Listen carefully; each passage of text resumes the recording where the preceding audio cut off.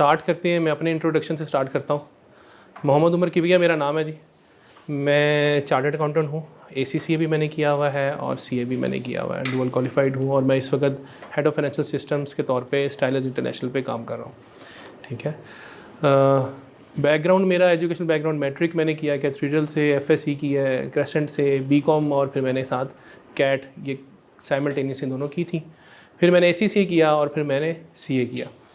CA जो है वो मैंने किया है AF फर्गसन से, वो मैं आगे आपको बताऊंगा। मेजर स्किल्स में अगर मैं देखूं तो मैं फाइनेंसिंग करता रहा हूँ, फाइनेंशियल एनालिसिस रहा हूँ, मैं बेसिकली फाइनेंस में जॉब करता रहा हूँ, ERP में जॉब करता रहा हूँ, कॉस्टिंग्स देखता रहा हूँ, budgeting, various analysis, external audit, internal audit, ये सारे काम जो है ना मैंने किए हैं। और इसके अलावा बिजनेस प्रोसेस इंजीनियरिंग हो गई और इससे चीज़ें अलाइड चीज़ें करता रहा हूँ।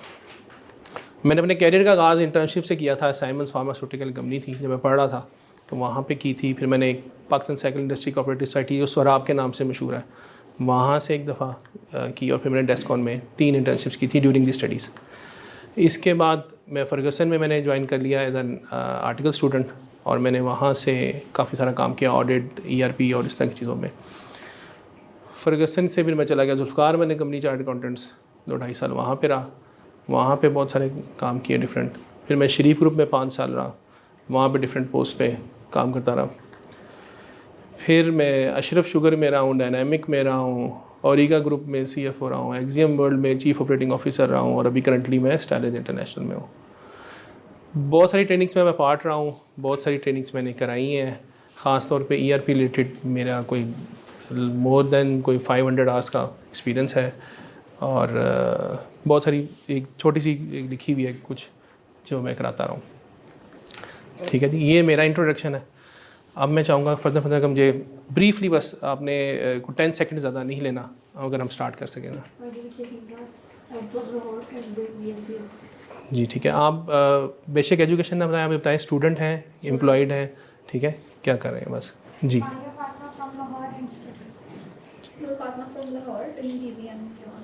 जी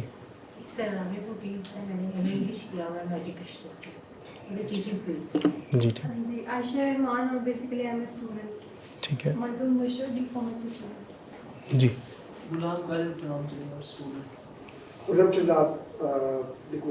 बिजनेस मोहम्मद हारून फ्रॉम इस्लामाबाद। ठीक है, और क्या करते हैं? North trading and international. ठीक है कार है बस CM इलेक्ट्रॉनिक्स में एडमिन की तो फिर काम कर रहा हूँ। ठीक है। मेरा नाम मिलान से है ना, एम्प्लॉय गेट फॉर्म। ठीक है। यासिर इजाज फार्मास्यूटिकल कंपनी में। फरहान अली एयरपोर्ट पे मेरा एक एयर एक्सपोर्ट का काम क्लेम। ठीक स्टार्टिंग से मैं मोहम्मद अहमद हूँ और मैं final year student doctor pharmacy का पंजाब यूनिवर्सिटी। जी। Mohammad Faisal pharmacy student in US। Student of BS Park study from Bachelor of Science software system and software. जी Aliza Farhan from Lahore University. जी famous group from Lahore student. Suhail Ahmed legal student US में। ठीक है Ali Mehdi from Lahore student. जी। Nazir Ahmed managerial job कर। मोहम्मद अली लीवियन यार जो पीछे बैठे हैं वो आगे आ जाए बेशक। जी Abdul Rehman doctor veterinary medicine third year US. जी। अच्छा, अगर मैं थोड़ा सा ये पूछ सकूं कि आपके में से कितने लोग हैं जिनको एक्सेल कभी नहीं खोली? कोई हाथ रेज़ करेगा? अच्छा, 2 लोग ऐसे हैं जिन्होंने एक्सेल नहीं खोली। अच्छा, कितने लोग ऐसे हैं जिनको बेसिक एक्सेल आती है और वो ये सोच के आए हैं कि शायद हमें एडवांस लेवल सीखने आया? अच्छा, काफ़ी सारे लोग हैं जिनको बेसिक एक्सेल आती है, माशाल्लाह। अच्छा, हमारी जो वैसे ट्रेनिंग प्लान की गई थी वो अभी फ़िलहाल थी कि हम बेसिक से स्टार्ट करेंगे, बेसिक से इसको बताएंगे कि किस तरह से लेके चलना है और एडवांस को शायद हम अगली स्टेज में नेक्स्ट सेशन में इसको कम कवर कर रहे होंगे। अच्छा, थोड़ा सा एक्सेल के बारे में मैं आपको बता दूं, माइक्रोसॉफ्ट एक्सेल है क्या? किसी को पता हो कि एक्सेल क्या है या एक्सेल की हिस्ट्री क्या है? किसी को एक्सेल की हिस्ट्री पता हो? एक्सेल बेसिकली स्प्रेडशीट है जिसमें रोज़ एंड कॉलम्स आपको नज़र आ रहे हैं। फर्स्ट टाइम जो स्प्रेडशीट कंप्यूटर में बनी थी वो 1970s में इंट्रोड्यूस कराई गई। कैलसी के नाम से एक कंपनी थी जिन्होंने इंट्रोड्यूस कराई। 80s में आके माइक्रोसॉफ्ट ने एक्सेल को इंट्रोड्यूस करवाया और उस वक्त जब एक्सेल बनी थी तो वो मैक के लिए बनी थी, विंडोज़ के लिए नहीं थी, विंडोज़ थी ही नहीं तब तक। आई थिंक 85 में आके विंडोज़ फर्स्ट टाइम लॉन्च हुई है, तो उसके बाद फिर ये माइक्रोसॉफ्ट एक्सेल मार्केट में आया। तो ये काफ़ी पुराना टूल है और ग्रेजुअली बहुत अरसे से चेंज होते होते इस स्टेज पे पहुंचा है जिस स्टेज पे भी हम इसको देख रहे हैं। अच्छा, अब उस ज़माने में ग्राफिकल इंटरफेस नहीं थे, उस ज़माने में माउसेस उतने इफ़ेक्टिव नहीं थे, विंडोज़ नहीं थी, वो डॉस बेस मोड होते थे, तो वो एक्सेल का स्ट्रक्चर बिल्कुल ही ऑल टुगेदर डिफरेंट था और आज की एक्सेल का स्ट्रक्चर बिल्कुल ऑल टुगेदर डिफरेंट है। जो मुझे ऑडियंस से पता चल रहा है, बहुत सारे ज़्यादातर मेजॉरिटी लोगों को एक्सेल का बेसिक आइडिया है। हम थोड़ा सा कोशिश करेंगे कि थोड़ा स्पीड अप लेके चलें, इंस्टेड के बिल्कुल ही मैं आपको बेसिक से स्टार्ट कराऊँ। माइक्रोसॉफ्ट एक्सेल कैसे खोलते हैं जी? ओपन करने का तरीका किसी को आता हो? आप सर्च बार से माइक्रोसॉफ्ट एक्सेल लिख सकते हैं, रन कमांड से लिख सकते हैं। अगर आपने इस नीचे अपनी बार में ऐड किया हुआ है तो डायरेक्ट वहाँ बाहर से भी आप कनेक्ट कर सकते हैं। जब आप एक्सेल खोलते हैं तो आपके पास एक जो है ना वो होम का पेज खुलता है, जिसमें आपके पास इसमें ब्लैंक बुक खोलने की ऑप्शन है। आपके पास जो रीसेंट फाइल्स खुली हुई थी वो आपको नज़र आ रही होती हैं, उसमें से आप सिलेक्शन कर सकते हैं लास्ट। और कुछ आपके पास यहाँ पे न्यू टेम्पलेट्स पे भी जाने की ऑप्शन है, हम न्यू के थ्रू जाके टेम्पलेट्स कोई ऑलरेडी डिफाइंड है उनको भी यूज़ कर सकते हैं। हम अभी बेसिक से स्टार्ट करें तो हम ब्लैंक वर्कबुक जो है ना सेलेक्ट कर रहे हैं। अच्छा, जब मैंने एक्सेल ओपन किया है, ये उसका फ्रंट इंटरफेस है।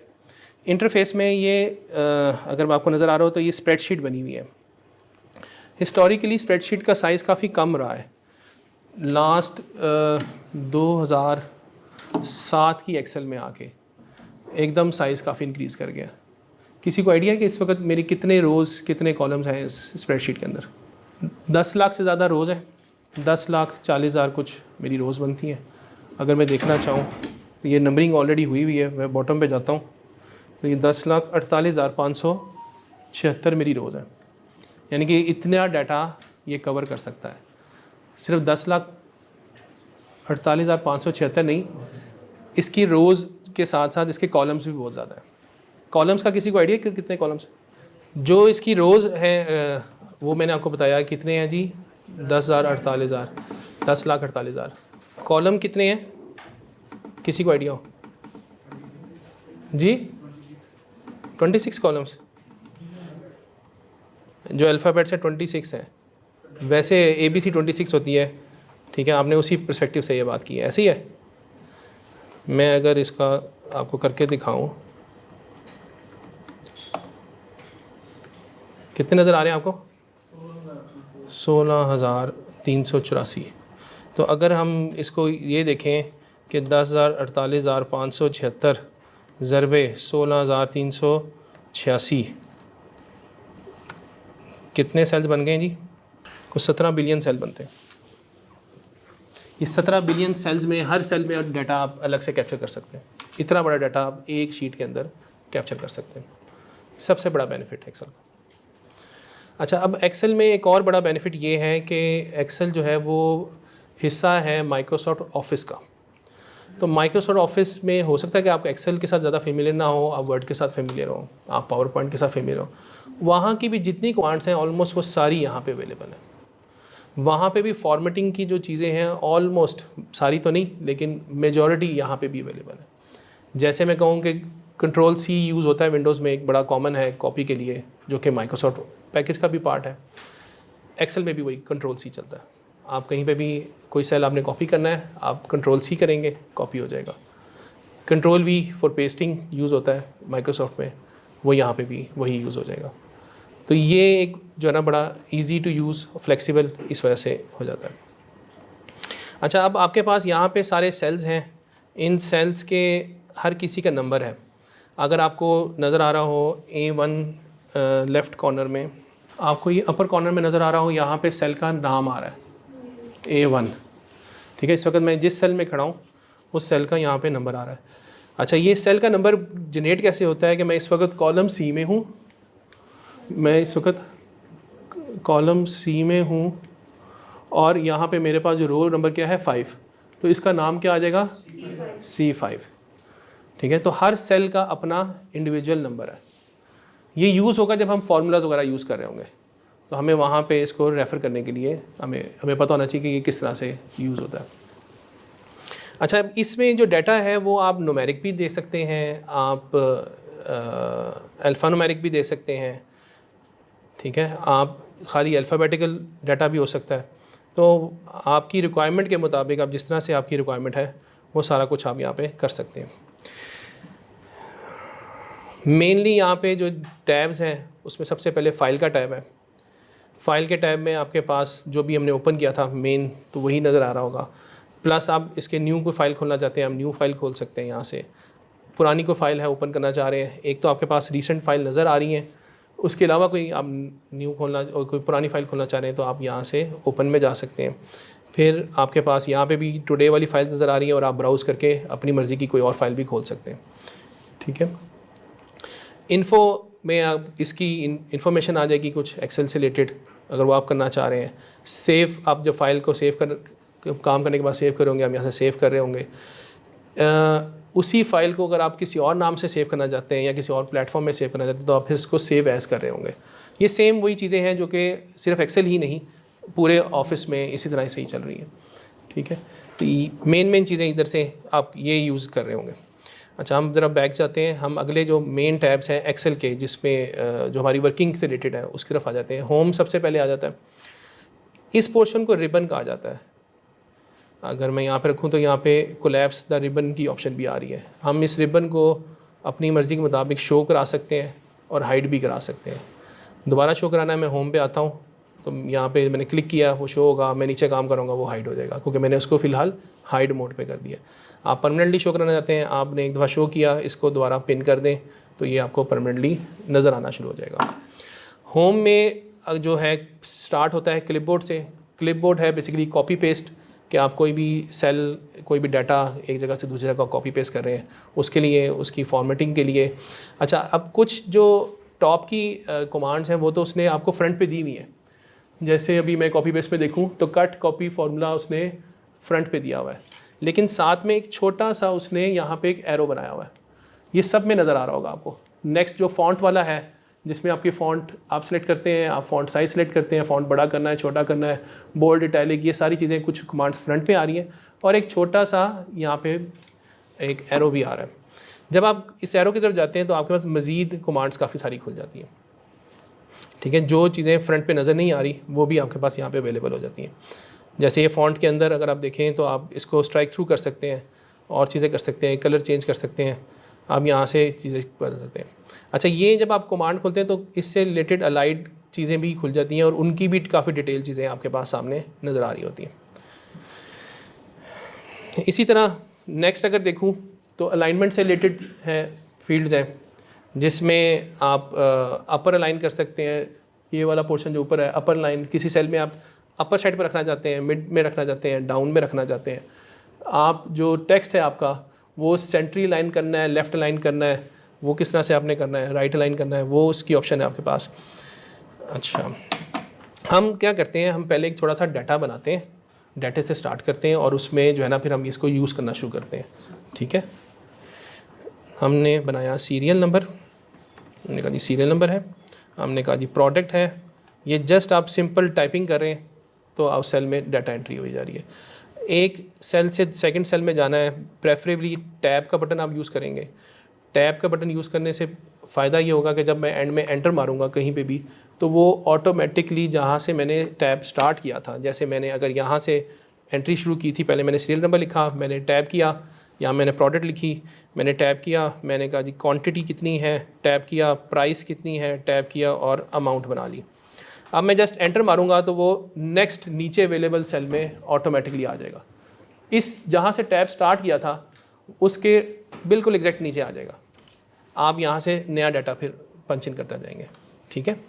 जैसे मैंने सीरियल 1 डाला, मैंने कहा जी ABC प्रोडक्ट है मेरी, इसकी क्वांटिटी 100 थी, प्राइस 10 थी और मेरी अमाउंट कैसे बनेगी, इन दोनों का मल्टीप्लाई करके अमाउंट बनेगी। उसके लिए हम क्या करेंगे, इज इक्वल टू के बाद मैंने लेफ़्ट सेल सिर्फ राइट लेफ़्ट कर रहा हूँ, इज इक्वल टू के बाद राइट लेफ़्ट कर रहा हूँ, वो ऑटोमेटिकली उसने D4 पिक कर लिया। मैं लेफ़्ट पे आया हूँ D4, मैं D4 भी लिख सकता हूँ, मैं राइट लेफ़्ट करके उस सेल तक भी आ सकता हूँ। D4 मल्टीप्लाई का साइन किया, मैंने नेक्स्ट सेल किया, इज इक्वल टू किया, सिंपल फार्मूला और उसने मुझे 1000 उसकी वैल्यू बता दी। ठीक है, कहीं पे कोई प्रॉब्लम होगी आप मेरे साथ ही क्वेश्चन कर लेना आपने, ठीक है। अब मैंने एंटर किया, उसने नीचे मेरे नेक्स्ट सेल में ले आया, मैंने नंबर 2 पकड़ा, मैंने कहा जी XYZ है, इसकी क्वांटिटी 200 थी, इसकी प्राइस 25 थी। अब मुझे जो ऊपर वाला फार्मूला है अगर वही सेम कॉपी करना है तो एक बड़ी छोटी सी कमांड यूज़ होती है कंट्रोल D। कंट्रोल D का मतलब होता है डाउन, ऊपर वाली वैल्यू आप नीचे भी कॉपी कर सकते हैं। तो ऊपर क्योंकि एक फार्मूला था, अगर कोई वैल्यू होती तो जस्ट वो वैल्यू नीचे आ जाती, क्योंकि ऊपर एक फार्मूला था वो उसने एग्जैक्ट वही फार्मूला नीचे कॉपी कर दिया। एक्सेल की सबसे बड़ी ब्यूटी ये है कि जब वो कॉपी पेस्ट करता है फार्मूले को तो वो उसी रिदम के साथ कॉपी करता है। जैसे यहाँ पे फार्मूला था D और E के साथ इस सेल में, जब उसने नीचे इसको कॉपी किया तो उसने D4 की साथ की बजाय D5 कर दिया अपने आप, क्योंकि एक सेल नीचे गया था। जब से सेल नीचे गया उसने वो फार्मूला भी एक सेल नीचे ले आया ऑटोमेटिकली, इसमें मैंने कुछ भी नहीं किया, ठीक है। तो जस्ट मैंने कंट्रोल D किया है और उसने फार्मूला मुझे नीचे कॉपी कर दिया, ठीक है। अभी जो आप फॉर्मूला शो हो रहा था यहाँ पे कौन सा बटन क्लिक किया था? जी, मैंने F2 का बटन दबाया। मैं किसी भी सेल पे अगर F2 करूँगा तो वो मुझे उसके एडिट मोड पे ले जाएगा, ठीक है। मैं जस्ट सेल के ऊपर आया हूँ, मैंने F2 का बटन दबाया है तो F2 में उसने उसका मुझे एडिट कर दिया। वैसे मैं अगर F2 नहीं भी दबाता तो मेरे पास ये जो ऊपर बार है, ये एक बार है जहाँ पे मेरे जो भी फार्मूला लिखा हुआ है या जो भी डाटा मेरे सेल में लिखा हुआ है वो वहाँ पे नज़र आ रहा है आपको, ठीक है। लेकिन ऑब्वियसली उसमें फिर करने के लिए मुझे पहले वहाँ क्लिक करना पड़ेगा और वहाँ जाके एडिट करना पड़ेगा। तो ईजी वे होता है कि आप F2 दबाएँ, उसी सेल में आप उसको एडिट कर लें, ठीक है। अच्छा जी, एक वैल्यू हम और डाल लेते हैं। अच्छा, वैल्यू डालने से पहले मैं आपको ये भी बताऊँ, ड्रैग एंड ड्रॉप की भी ऑप्शन है यहाँ पे। जैसे मैंने ये 2 वैल्यूज़ डाली हैं 1 और 2, इसके कॉर्नर पे एक छोटा सा साइन नज़र आ रहा है आपको। मैं जब इसमें आता हूँ तो यहाँ प्लस बन जाता है, नॉर्मल प्लस मेरा और तरह का है। जब मैं इस पे आऊँगा तो एक छोटा सा प्लस बन जाएगा। इस प्लस को मैं पकड़ के अगर ड्रॉप डाउन करूँगा तो वो सेम रिदम जो उसने पीछे यूज़ किया हुआ था उसी रिदम में उसको वैल्यूज़ को वो आगे एक्सटेंड कर देगा, ठीक है। तो आप ये भी टूल यूज़ कर सकते हैं। सर समटाइम्स ये करने की कोशिश करते हैं तो ऊपर वाला ही रिपीट हो जाता है, तो उसमें क्या करती हो? उसमें रिदम नहीं होता पूरा प्रॉपर, उसको पता नहीं चल रहा होता। कम से कम 2 वैल्यूज़, कम से कम 2 वैल्यूज़ होंगी, तभी वो उसको रिदम नहीं पता चल रहा ना कि किस रिदम से लेके जाना है। जैसे मैंने यहाँ पे 1 और 3 किया होता, ऑड नंबर होते तो वो 1 3 के हिसाब से आगे लेके जाता। यहाँ पे मेरे पास अगर डेट होती, जैसे मैं कहता हूँ 1 जन 23, 2 जन 23, मैं अब इस डेट को लेकर चलूँगा तो वो उसको डेट वाइज कर देगा,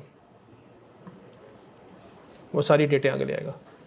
मेरे पास यहाँ पे डेज़ लिखे होते हैं, सैटरडे, संडे, मंडे, मैं उसको करूँगा तो वो आगे सारे उसके मुताबिक ले जाएगा।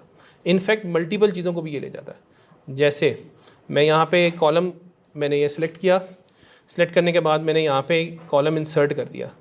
कैसे इंसर्ट किया जी? मैंने तो शॉर्टकी से किया। आप इस पर राइट क्लिक करके आप यहाँ पे आपके पास ऑप्शन है, आप कॉलम जो है यहाँ से इंसर्ट कर सकते हैं। मैं कॉलम इंसर्ट कर देता हूँ, शॉर्टकी क्या है इसकी? Control shift plus. आप वैसे गूगल करेंगी तो आपको सारी शॉर्टकीज बड़ी इजीली अवेलेबल हो जाएंगी, लेकिन मैं चलो कोशिश करूँगा कि साथ साथ आप लोगों को बताता जाऊँ। जैन को अज्यूमिंगली सैटरडे था, बल्कि एग्जैक्ट ही कर लेते हैं हम। 1 जन 2023 को क्या था जी, हम कहते हैं संडे था जी। इस दिन संडे था और ये था मंडे। मैंने इन 2 को सिलेक्ट किया और मैंने इसको ड्रैग एंड ड्रॉप किया, तो इन दोनों वैल्यूज़ को वो उसने एक्सटेंड कर दिया। सर अगर दोनों को एक साथ करना तो कोई संडे के नीचे मंडे लिखने की जरूरत नहीं है, क्योंकि उधर तो उसको रिदम पता है जी डेट का। जी, वो भी हो जाएगा। अच्छा, इसके अलावा एक और काम भी हो सकता है। मेरे पास नेक्स्ट वैल्यूज़ जो है ना वो फिल थी, पीछे मैंने इसके पीछे डेट डाली, मैंने 4 तक ये सिलेक्ट किया क्योंकि मैंने 4 वैल्यूज़ डाली हुई थी। मैं जस्ट इस पर डबल क्लिक करूँगा, वो अगले रिदम को देखते हुए मेरा पिछला जो है ना वो वैल्यूज़ एंड तक उतनी पूरी कर देगा। मुझे वो ड्रैग ड्रॉप करके नीचे एंड तक नहीं जाना था, वो उसने ऑटोमेटिकली सारी वहाँ तक फिल कर दिया, क्योंकि उससे जो नेक्स्ट कॉलम था वो जहाँ तक फिल हुआ था उसने उतना ही इसको भी फिल कर दिया, ऑटो फिल कर दिया। ठीक है, ये 24 जुलाई तक आ गया। अच्छा जी, हम आगे आते हैं। अब हमारे पास क्वांटिटी हो गई 100 + 200। मुझे इसका यहाँ पे सम लगाना है। सम किस तरह से लगेगा? Is equal to sum bracket start, और मैं इनको इस पूरे एरिया को कवर कर लूँगा। पूरे एरिया को जब कवर किया तो उसने, अगर आपको ऊपर फॉर्मूला नज़र आ रहा हो, F4 to F6, ये ऊपर आपके पास ये 4 to F6, F4 से लेके F6 तक मैंने पूरा सिलेक्ट कर लिया, एंटर किया। अब इस जो रेंज मैंने सेलेक्ट की है, उस रेंज में जितनी वैल्यूज होंगी उनको वो सम कर देगा। ठीक है, तो ये मेरा 300 का सम हो गया। अच्छा, यही सम मैंने अगर आगे अमाउंट पे भी करना है तो मैं जस्ट इसको Ctrl+C से कॉपी कर रहा हूँ। कॉपी करके मैं यहाँ पे आके एंटर मार देता हूँ, तो उसने यहाँ पे उसको भी सम कर दिया। F2 दबा के अगर देखूँ तो वो मुझे बता रहा है कि H4 से लेके H6 तक उसने इसको सम कर दिया। जी, H4 रेंज जब बनानी है तो रेंज के लिए पहले सेल की वैल्यू और कॉलन के बाद सेकंड सेल की वैल्यू, तो आपकी रेंज पता चलेगी। अच्छा, रेंज एक वर्टिकल की सूरत में भी होती है, ऊपर से नीचे भी होती है, हॉरिजॉन्टल की सूरत में भी होती है, लेफ़्ट टू राइट भी होती है। जैसे मैंने अगर यहाँ पे सम करना हो, मैं कहूँ कि मुझे दो अमाउंट्स थी, एक 1000 की और एक 2000 की, इन दोनों का सम करना है, तो मैं इज़ इक्वल टू सम, मैं यहाँ से इन दोनों को भी कर सकता हूँ। अब ये जो रेंज नज़र आ रही है ये आपको H4 से I4 नज़र आ रही है, वर्टिकल भी हो सकती है। ठीक है, अच्छा, इसके अलावा जो रेंज है वो इस तरह भी हो सकती है। कभी इस तरह की रेंज किस तरह हम करेंगे कवर? मैं सम लगाता हूँ और मैं कहता हूँ कि मुझे इस एरिया में जितना है वो सारा सम कर दें। अब रेंज कैसे लिखी होगी? H4 जो पहला लेफ़्ट अपर कॉर्नर था वहाँ से लेके जो राइट बॉटम कॉर्नर था वहाँ तक J8, तो वो सारी उस एरिया को कवर करके उसका सम कर देगा। ठीक है, आप ये H4 से J8 खुद भी टाइप कर सकते हैं, अदरवाइज आप उसको सिलेक्ट भी कर सकते हैं। अच्छा, ये तो है मैं फार्मूला लगाने के बाद टोटल देख रहा हूँ। अगर मुझे रैंडमली देखना है कि ये दो वैल्यूज़ का टोटल क्या बन रहा है, तो मैंने इन दो को सिलेक्ट किया। आपके बॉटम पे आपको ये एक बार नज़र आ रही है, ये बार स्टेटस बार। स्टेटस बार में मेरे पास कुछ वैल्यूज़ आ रही हैं। इसमें मुझे इसकी एवरेज नज़र आ रही है। पहले ये शायद आपके पास बहुत हल्की नज़र आ रही है, 150 इसकी एवरेज आ रही है। ठीक है, स्टेटस बार में इसके साथ काउंट आ रहा है कि मेरी टोटल जो वैल्यूज़ मैंने ये रेंज में, जो मेरी रेंज में पिक की हुई है वो कितनी है, 2 आ रही है काउंट। इसके साथ मेरे पास न्यूमेरिक काउंट आ रहा है कि अगर वो न्यूमेरिक वैल्यूज़ हैं तो कितनी है। ठीक है, इसके साथ मेरे पास मिनिमम वैल्यू आ रही है कि इसमें से मिनिमम वैल्यू कितनी है, मैक्स वैल्यू आ रही है, मैक्स कितनी है, और सम भी आ रहा है कि इनका दोनों का सम कितना है। तो ये मेरे पास चीज़ें रैंडमली अवेलेबल हैं। अच्छा, कुछ जब डिफ़ॉल्ट ऑफिस होता है उनमें ये सारी वैल्यूज़ नहीं होती, थोड़ी कम होती हैं। तो अगर इसको शो करना है आपने तो आप स्टेटस बार पे आएँ, यहाँ पे माउस लेके राइट क्लिक करें तो आपके पास ये एक लंबी लिस्ट खुल जाती है जिसमें से आप जो जो टिक करेंगे वो आपके पास नीचे स्टेटस बार में जो है ना वो नज़र आना शुरू हो जाएगा। मैंने क्योंकि एवरेज भी सिलेक्ट किया हुआ है, काउंट भी सिलेक्ट किया हुआ है, सम भी सिलेक्ट किया हुआ है, मैंने ज़्यादा चीज़ें सिलेक्ट की हुई हैं तो मेरे पास सारी चीज़ें नज़र आ रही हैं। कुछ लोगों के पास सिर्फ वो सम काउंट 2 चीज़ें आ रही होती हैं। इट ऑल डिपेंड्स कि आपने सिलेक्शन यहाँ पे क्या किया, अपनी ज़रूरत के हिसाब से आप कर सकते हैं। ठीक है जी।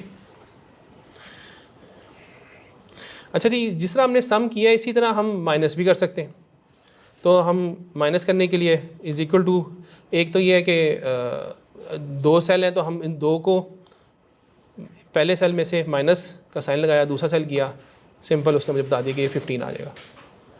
ठीक है, दूसरा आप ये कर सकते हैं कि प्लस भी आप इस तरह बल्कि कर सकते हैं। अगर सम लगाना कई दफ़ा लंबा होता है, 2 वैल्यूज़ हैं तो आप एक को में दूसरा ऐड कर दें।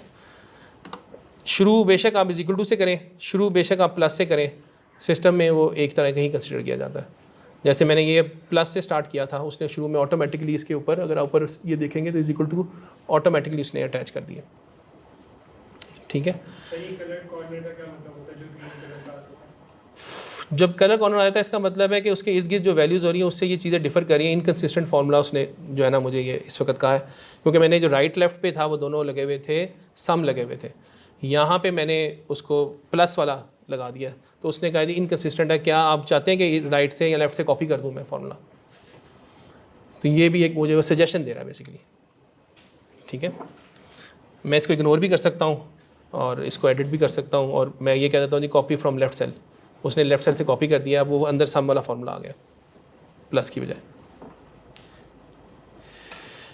अच्छा जी, अब मुझे इसकी निकालनी है एवरेज। एवरेज के लिए फार्मूला क्या जी, is equal to AVG average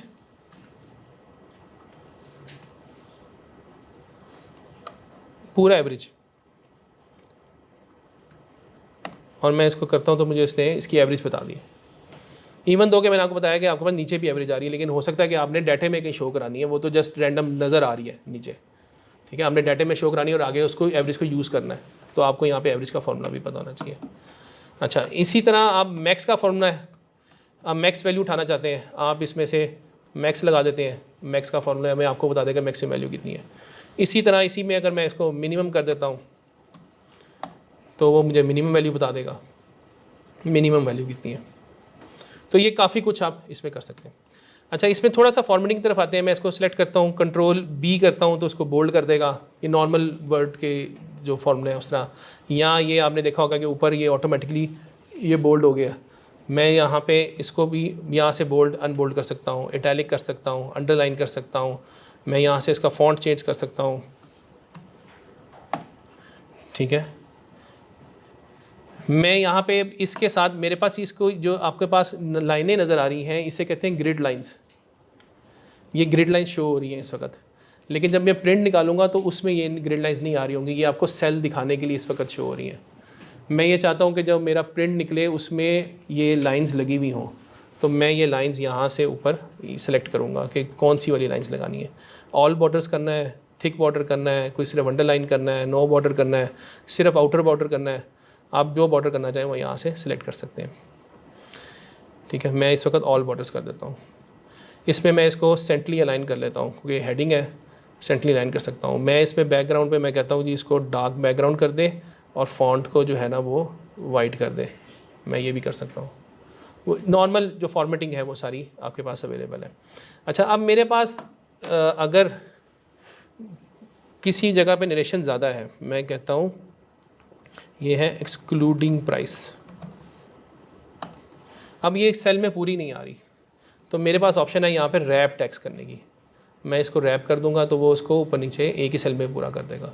लेकिन यूजुअली जब हम रैप करते हैं तो हमें बाकियों को फिर सेंट्रली अलाइन करने की ज़रूरत पड़ जाती है ताकि वो जिसकी वैल्यू बढ़ी उसको भी बड़ा कर सकते हैं, तो यानी बाकी खराब ना हो। जी उसको कर सकते हैं, लेकिन वो डिपेंड्स कि अगर आप कॉलम ज़्यादा बड़ा नहीं करना चाह रहे आपके डाटे में, वो उसको स्क्वीज़ रखना है और आपके पास मार्जिन है, विड्थ में मार्जिन नहीं है, हाइट में मार्जिन है, तो आप उसको रैप कर लेते हैं, ठीक है। तो आप इसको रैप भी कर सकते हैं। अच्छा, अब ये जो वैल्यूज़ आपको नज़र आ रही थी न्यूमेरिक वैल्यूज़ थी, कुछ रीडेबल थी, कुछ मेरे हिसाब से रीडेबल नहीं थी। जैसे ये 12,000 है, हो सकता है कि मुझे ये 1,20,000 नज़र आ रहा हो, मुझे वो सेल्स पता नहीं चल रहे, तो मैं चाहता हूँ कि जी मैं कॉमा सेपरेटेड इसकी वैल्यूज़ को करूँ। तो मैं इस एरिया को सिलेक्ट करके यहाँ पे इसका फॉर्मेट चेंज कर सकता हूँ, मैं कॉमा स्टाइल चेंज कर सकता हूँ। मैं जस्ट एक कॉमा दबाऊँगा तो वो उसके साथ कॉमे लगे हुए आएंगे। अब ये जो वैल्यू आ रही है ये 1000 आ रही है। अच्छा, अब इसमें भी कई दफ़ा एम्बिग्यूटी आ जाती है। जब मैं कॉमा सेलेक्ट करता हूँ तो क्या करता है सिस्टम, आगे 2 डेसिमल प्लेसेस ऑटोमेटिकली लगा देता है, तो उससे भी कई दफ़ा कन्फ्यूजन पैदा होती है। मैं चाहता हूँ कि जो मेरे पास अमाउंट आ रही है उसमें तो ये आए, जो क्वांटिटी और प्राइस आ रही है उसमें ना आए। तो मैं उस वाले एरिया को सेलेक्ट करके यहाँ से इसके डेसिमल्स कम कर सकता हूँ और बढ़ा भी सकता हूँ। मैं इस तरह से कर लूँगा, ये भी आपके पास ऑप्शन है। फिर मैं चाहता हूँ कि जी कुछ चीज़ जो ये वैल्यू थी ये बेसिकली कॉमा की नहीं थी, ये परसेंटेज में आए। मैं कहता हूँ कि ये अमाउंट जो है ये टोटल का कितने % है, अगर ये टोटल लगा। अच्छा, ये भी लिंक्ड है, ये सम लगा हुआ है उस सब का, मैं यहाँ का सम लगा देता हूँ। इस वक्त ये टोटल 3 वैल्यूज़ हैं जिनका सम 7000 है। मैं चाहता हूँ कि यहाँ पे मेरे पास परसेंटेज बन के आए। मैं दिस डिवाइडेड बाय, मैंने टोटल को किया तो ये आ गई 0.14, लेकिन मैं इसको परसेंटेज में देखना चाह रहा हूँ। मैं जस्ट परसेंटेज करूँगा तो परसेंटेज में कन्वर्ट हो जाएगी। इसके भी मैं सेल वो डेसिमल एक्स्ट्रा देखना चाहता हूँ तो मैं एक्स्ट्रा इसको इंक्रीज़ कर सकता हूँ, डिक्रीज़ कर सकता हूँ। ठीक है, सही। जो कॉमर्स है पाकिस्तान में लैक सिस्टम है, बाहर मिलियन सिस्टम है, तो उसका वो चेंज कर सकते हैं। लाइक अगर मिलियन में ना करना चाहें लेकिन लैक में करना चाहें तो, या कॉमर्स सिर्फ मिलियन के फॉर्मेट से रहेगी? अच्छा, डिफ़ॉल्ट कॉलम कॉमास तो मिलियंस के ही हैं, ठीक है, लेकिन आपके पास कुछ ऑप्शंस हैं। कस्टम में आप चले जाते हैं और यहाँ पे आप उसकी कोडिंग कर लेते हैं, वो आप नेट पे देख लीजिएगा तो आपको वो कर सकते हैं, आप डूएबल है। ठीक है, लोगों ने किए होते हैं पाकिस्तान में जो है वो लाख वाला कॉन्सेप्ट एक है, उसके मुताबिक उन्होंने इसको कन्वर्ट किया होता है। ठीक है, तो आप कर सकते हैं। अच्छा, अब परसेंटेज मैंने निकाली है, मैं चाहता हूँ कि ये इन सारी वैल्यूज़ की परसेंटेज निकले। अब मैं ये जब कॉपी करता हूँ तो मैंने आपको बताया था कि एक्सेल क्या करता है, एक रिदम में कॉपी करता है। अब ये क्या किया इसने कहा कि जी डिविजिबल जो है ना वो ख़राब हो गया।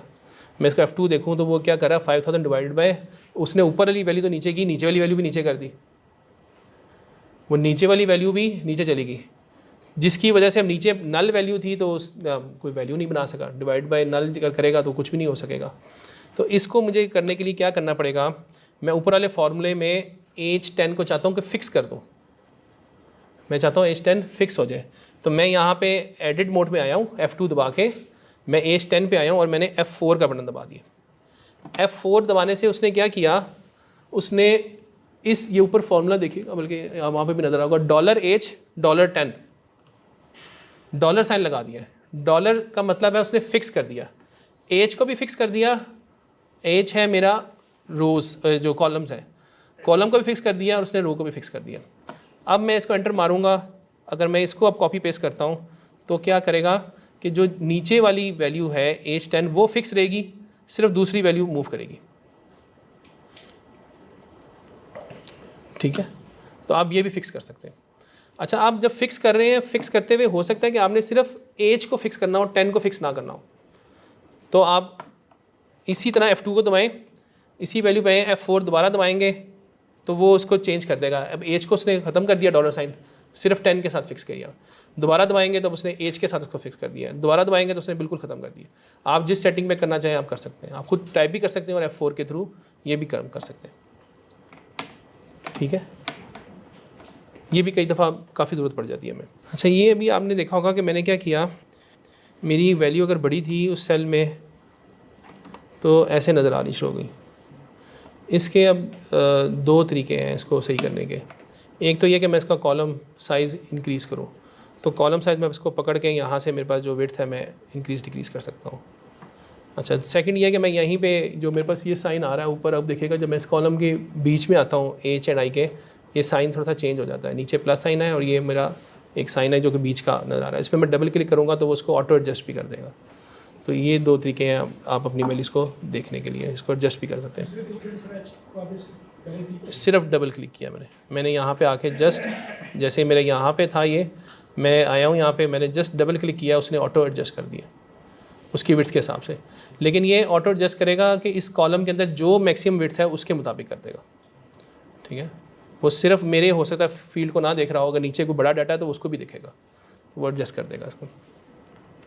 अच्छा जी, एक और हमारे पास चीज़ है यहाँ पे, हम उसे कहते हैं कंडीशनल फॉर्मेटिंग। कंडीशनल फॉर्मेटिंग किसी को आइडिया हो कि क्या होती है?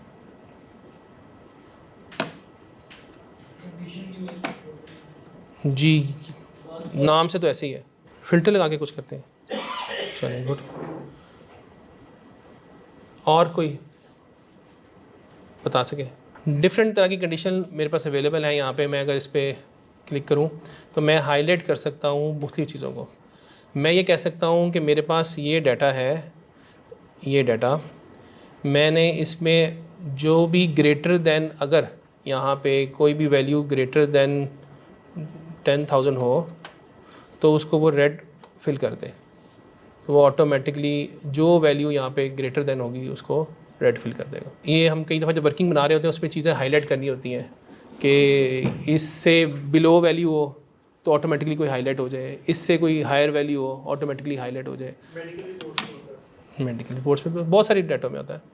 मैं ये पूरी रेंज पहले से ही सिलेक्ट कर लेता हूँ और मैं उसमें ये फार्मूला लगा देता हूँ कि जी ये 10,000 से ऊपर हो तो ऑटोमेटिकली हो जाए। अब मैं अगर कोई अगली भी वैल्यू ऐड कर रहा हूँ तो ऑटोमेटिकली उसमें जो है ना उसने हाईलाइट कर दिया, क्योंकि वो उस रेंज में फॉल कर रहा है, वो फार्मूला इम्प्लीमेंट हो जाएगा। ठीक है।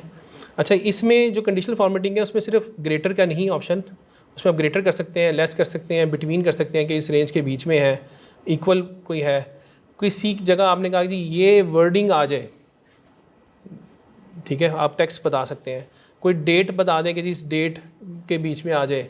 आप ये कहें जी डुप्लीकेट वैल्यू आ जाए कि एक ही चीज़ अगर बार बार रिपीट हो रही है तो वो मुझे हाईलाइट कर दें, तो आप ये काफ़ी कुछ कर सकते हैं। जी ये फॉर्मेटिंग हमने सेम कॉलम में किया है ना, अगर हमें कंपैरिजन करना हो कॉलम ए का बी के साथ, और मैं कहूँ कि मैंने जो बी में वैल्यूज है उनको मैंने हाईलाइट करवाना है, वो कैसे करें? बी में जो वैल्यूज़ है उनको हाईलाइट करवाना है। ए की कंपैरिजन अभी चलते हैं आगे, देखते हैं, आगे चलते हैं।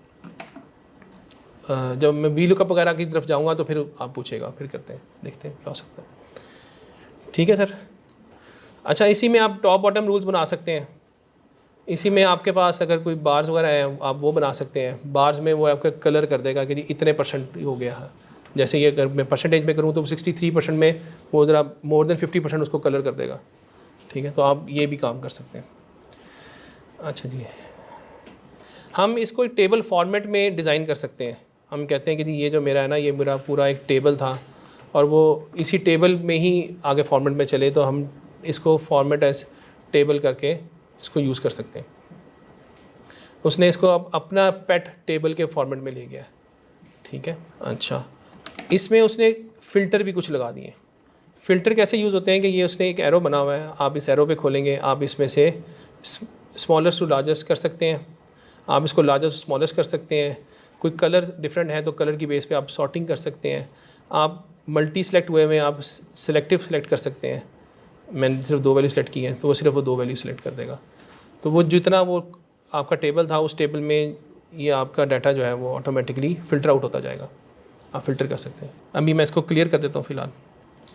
अच्छा, अभी हमने सम जो लगाया हुआ है, ये सम है पूरे इस रेंज का। हमने बताया था एज 4 से एज 9 तक जितनी वैल्यूज़ हैं उनका सम लग जाए। अब क्योंकि हमने थोड़ा सा फ़िल्टर की तरफ आ गए हैं, मैंने कहा कि मुझे सिर्फ सेलेक्ट करनी है 2 चीज़ें, 3 और 4। 3 और 4, जब 3 और 4 सेलेक्ट किया तो मेरे पास जो सम है वो तो उतने का उतना रह गया। अब मैं देखना चाहता हूँ खाली 3 और 4 का सम। तो मैं क्या करूँगा, एक कमांड है, हम लिखेंगे सब टोटल। सब टोटल करेंगे तो वो मेरे से आगे से पूछ रहा है कि क्या सब टोटल में आपने एवरेज देखना है। 1 में आ रहा है एवरेज, अगर नज़र आ रहा हो तो, शायद उतना अच्छा नज़र नहीं आ रहा तो मैं बोल देता हूँ। 1 का मतलब है एवरेज, काउंट ए, मैक्स, मिन, प्रोडक्ट, आप इसमें से कुछ भी सिलेक्ट कर सकते हैं। सम के लिए यूज़ होता है 9। मैंने 9 सेलेक्ट किया, कॉमा लगाया और अब मैं रेंज बता दूंगा कि किस रेंज पे। हमारी रेंज थी एज 4 से एज 9। ठीक है, तो मैंने ये खुद टाइप कर दी। अब इस रेंज में जो सामने वैल्यूज़ आ रही हैं वो कितनी आ रही है, 168 आ रही हैं, 168,000।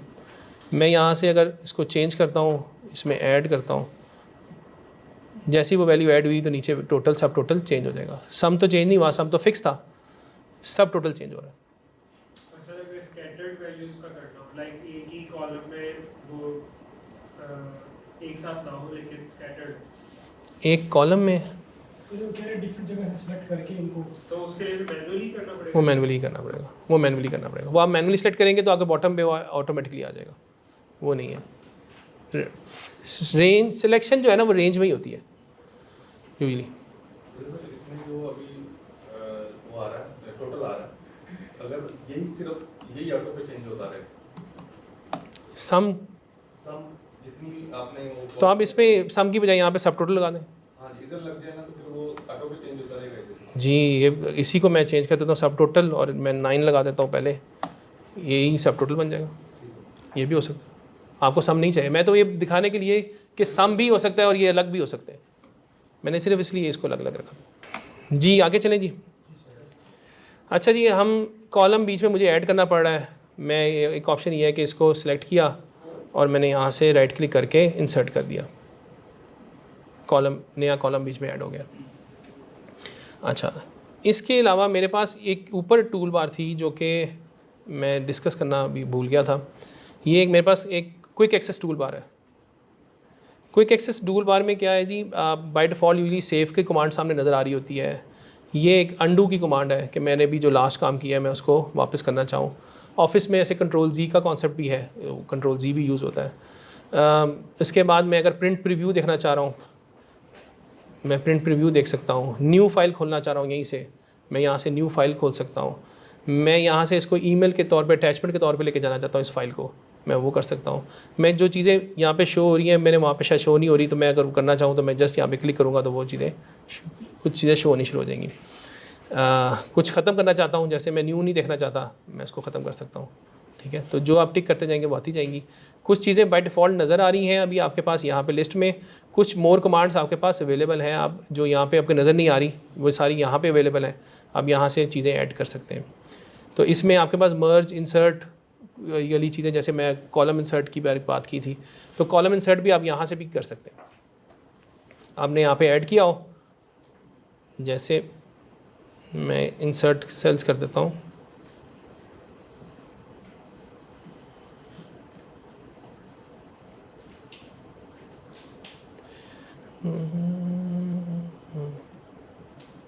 मैं ये कॉलम सेलेक्ट करता हूँ और मैं इंसर्ट करता हूँ, वो मुझे इंसर्ट कर देगा।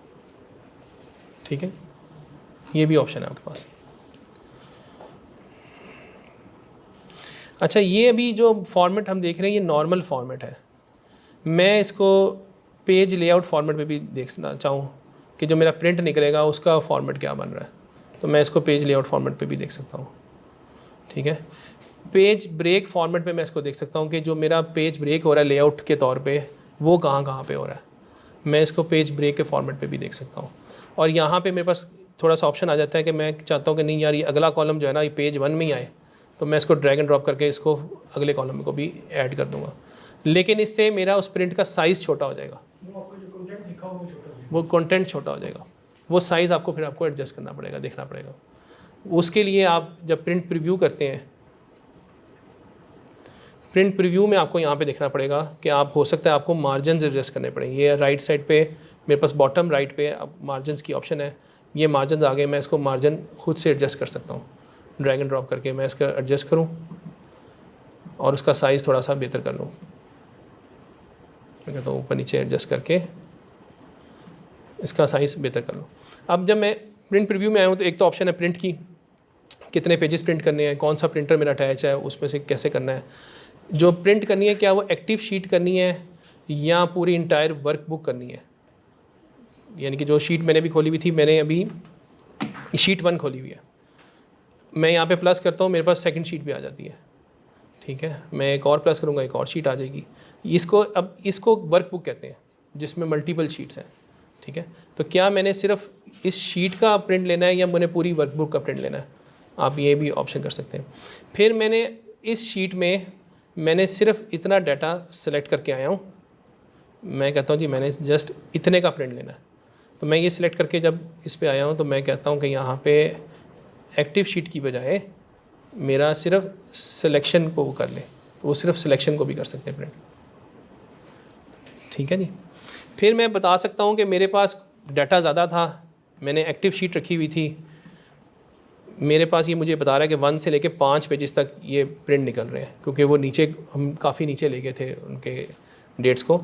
तो 5 शीटों के बजाय मैं कहता हूँ जी मैंने जो प्रिंट लेना है वो सिर्फ पहली से दूसरी शीट का लेना है, तो मैं सिलेक्टेड ये भी कर सकता हूँ कि सिर्फ 2 शीटों का प्रिंट लेना, या सिर्फ सेकंड का लेना है तो 2 to 2 भी कर सकता हूँ। ठीक है, तो ये भी आपके पास ऑप्शन है। जो प्रिंटर अटैच है उसमें आपके पास कई दफ़ा ऑप्शन होती है डबल साइडेड की, सिंगल साइड की, तो वो भी ऑप्शन यहाँ पे आपको मिल जाएगी। आप जो प्रिंट ले रहे हैं क्या वो इकट्ठे, अगर मल्टीपल प्रिंट्स हैं क्या 1-1-1 इकट्ठे लेने हैं या पहले सारे 1-2-3 पहले निकले और फिर अगले 1-2-3 निकले, सेट किस तरह से बनाना चाह रहे हैं आप, तो आप वो यहाँ से सिलेक्ट कर सकते हैं। इसे कोलेट कहते हैं। फर्स्ट 1-2-3 के केस में पहले पूरे आपके 1 2 3 यानी कि पूरे 5 पेज पहले निकलेंगे, फिर दोबारा 5 पेज निकलेंगे, फिर दोबारा 5 निकलेंगे। अगर मैं अनकोलेट करूँगा तो पहला वाला पेज ही 5 दफ़ा निकलेगा, फिर 5 दफ़ा निकलेगा, इस तरह से होगा। ठीक है। अच्छा, इसका जो फॉर्मेट है वो पोर्ट्रेट है इस वक्त। ठीक है। अगर मैंने इसको लैंडस्केप पे प्रिंट लेना है तो मैं इसको लैंडस्केप पे भी ले सकता हूँ। तो इसने पेज को ये चेंज कर दिया फॉर्मेट को। पहले ऊपर से नीचे पेज था, ये मेरा पोर्ट्रेट होता है इस तरह से, और ये मेरा लैंडस्केप होता है। तो आप लैंडस्केप पे भी प्रिंट ले सकते हैं।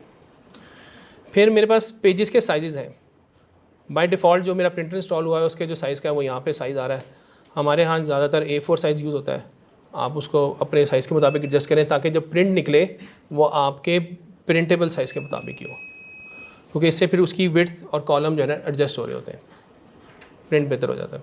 लैंडस्केप में जो हमारा डाटा पेज 2 को चला गया, हम उसको पेज 1 पे एडजस्ट कर सकते हैं ना, तो लैंडस्केप जी आप वो मैंने आपको बताया था कि आप सेलेक्ट करके भी कर सकते हैं, प्लस आपके पास पेज ब्रेक की ऑप्शन है। आप जब आप लैंडस्केप किया, मैं भी आपको खोल के दिखाता हूँ जी, आपके बने बनाए मार्जिन हैं, आप वो भी सिलेक्ट कर सकते हैं, प्लस आप खुद ड्रैग एंड ड्रॉप करके एडजस्ट भी कर सकते हैं।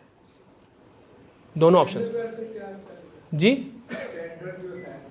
स्टैंडर्ड से डिफरेंट जगहों पे डिफरेंट चल रहे होते हैं। लेटर एड कर रहे हैं तो उसका स्टैंडर्ड कुछ और है, नॉर्मल डाटा बन रहा है उसका स्टैंडर्ड कुछ और है। यूजली वो 1 इंच वाला ही चल रहा होता है राइट लेफ्ट पे, अपर बॉटम जरा कम होता है, राइट लेफ्ट ज़्यादा होता है जी। कंटिन्यू करते हैं। ये मैंने पेपर साइज सेलेक्ट कर लिया अपना। इसके बाद ये मार्जिन है, मार्जिन बाय डिफ़ॉल्ट कुछ बने हुए हैं, narrow margin, wide margin, normal margin, ये बाय बने हुए हैं। आप कस्टम मार्जिन भी कर सकते हैं जिसकी बेस पे आप खुद से बता देंगे जी आपने राइट लेफ्ट बॉटम पे क्या रखना है। प्लस मैंने आपको बताया कि आपके पास यहाँ से ड्रैग एंड ड्रॉप करने की भी ऑप्शन है, आप ड्रैग एंड ड्रॉप भी कर सकते हैं। कई दफ़ा होता है कि वो स्लाइटली सही डाटा आगे होता है, आप जैसे मैं ये नीचे ड्रैग एंड ड्रॉप करता हूँ, अभी 8 Feb तक आ रहा था डाटा, तो वो अगला भी डाटा उसमें उसने 9 और 10 भी पिक कर लिया। तो जस्ट इस मार्जिन करने से ही आपका डाटा पूरा आना शुरू हो जाता है। सेकंड एक और क्वेश्चन आया था कि जी हमें ज़्यादा डाटे को अगर इकट्ठा देखना चाह रहा हूँ, तो एक तो ऑप्शन है कि मैंने नो स्केलिंग की हो, तो नो स्केलिंग में तो वो 100% रिज़ल्ट के साथ दिखाएगा। अभी हमने जब पेज ब्रेक किया था तो हमने थोड़ी सी स्केलिंग की थी, एक कॉलम उठा के आगे किया था, तो उस वक्त वो कस्टमाइज स्केलिंग चल रही थी। नो स्केलिंग का मतलब है कि 100% के हिसाब से वो डाटा दिखा रहा है। आप फिट शीट ऑन 1 पेज भी कर सकते हैं। आप कहते हैं जी सारी शीट मुझे एक पेज पे कर दें, जो आप अभी बात कर रहे थे, ठीक है। प्लस आप सिलेक्शन पे भी कर सकते हैं। आप कहते हैं जो जितना मैं सेलेक्ट करके आया हूँ सिर्फ ये, क्योंकि प्रिंट ही आपने वो लेना है, उसको आप फिट टू 1 भी कर सकते हैं, ठीक है। वो भी ऑप्शन है आपके पास। आप ये चाहते हैं कि मेरे सिर्फ कॉलम्स फिट कर दे, रोज़ जितनी है वो नीचे आती जाए, तो आप फिट टू कॉलम भी कर सकते हैं, और इसी तरह आप फिट टू रो भी कर सकते हैं। कस्टम स्केलिंग आप करना चाहें, कस्टम स्केलिंग में आपके पास ऑप्शन आ जाती है। आप कहते हैं जी मुझे एडजस्ट कर दे इतने %, तो मैं यहाँ से खुद परसेंटेज सेलेक्ट करके 75%, जैसे मैं 75% के हिसाब से इसको सिलेक्ट कर लेता हूँ। तो आप ये भी कस्टम भी ये कर सकते हैं, ठीक है जी। वापस आते हैं, हम पेज ब्रेक पे थे। पेज ब्रेक आप कम भी कर सकते हैं, ज़्यादा कर सकते हैं, ऊपर से भी कर सकते हैं, नीचे से भी कर सकते हैं। हम आ जाते हैं नॉर्मल में वापस। अच्छा, अब नॉर्मल में आपने शायद नोट नहीं किया, जो मैं पहले शायद बता गया था, आपने जब प्रिंट देखा तो ये ग्रिड लाइंस यहाँ पे नहीं आ रही, बाकी जगहों पे सिर्फ जहाँ पे वो लाइंस लगी हैं वो वहाँ पे ग्रिड लाइंस आ रही हैं, ठीक है। अच्छा, अब मैं ये चाहता हूँ कि ये जो डाटा मैं इस वक्त काम कर रहा हूँ यहाँ पे भी ग्रिड लाइंस नज़र ना आए, तो मैं व्यू में आता हूँ और मैं यहाँ से ग्रिड लाइंस गायब कर देता हूँ। अब ये मेरा वही उसी तरह का प्रिंटेबल व्यू हो जाएगा जो कि मेरा जब मैं प्रिंट लूँगा तो उसका व्यू होगा। कई दफ़ा कन्फ्यूजन हो रही होती है कि जी जब मैं प्रिंट ले रहा हूँ तो कुछ और हो रहा है, यहाँ पे कुछ और हो रहा है, तो आप यहाँ से ग्रिड लाइंस शो भी कर सकते हैं और ख़त्म भी कर सकते हैं। प्रिंट पे लाइंस आ सकती हैं जी, प्रिंट पे लाइंस आ सकती हैं, प्रिंट पे भी लाइंस आ सकती हैं। आप प्रिंट पे लाइंस देखना चाहते हैं, प्रिंट पे लाइंस,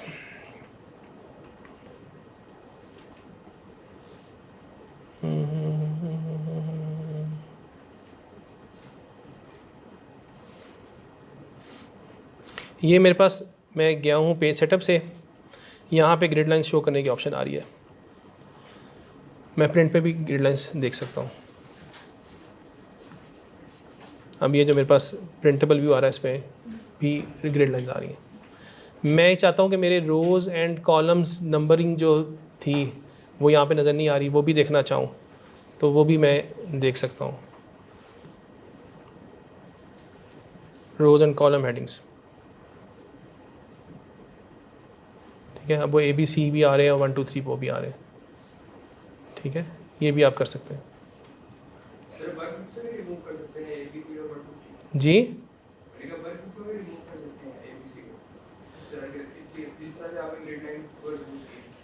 सारा काम उसकी बेस पे हो रहा है, आप उसको ख़त्म कर देंगे, आपको सेल नंबर वगैरह कैसे पता चलेंगे?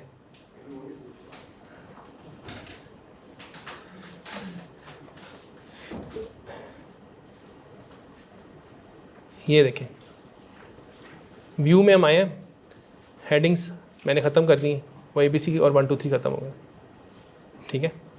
ग्रिड लाइंस मैंने ख़त्म कर दी, ये ख़त्म हो गई। फार्मूला बार जो ऊपर आ रहा था जिसमें फार्मूला लिखे हुए थे, अगर मैं वो ख़त्म करना चाहूँ तो वो भी ख़त्म होता है।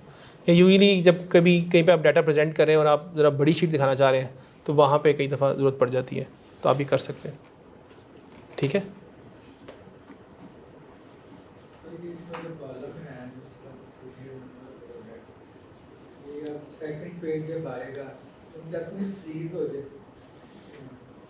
सेकंड पेज जब आए तो कुछ फ्रीज हो जाए, अभी चलते हैं सर आगे इंशाल्लाह, वो भी करते हैं।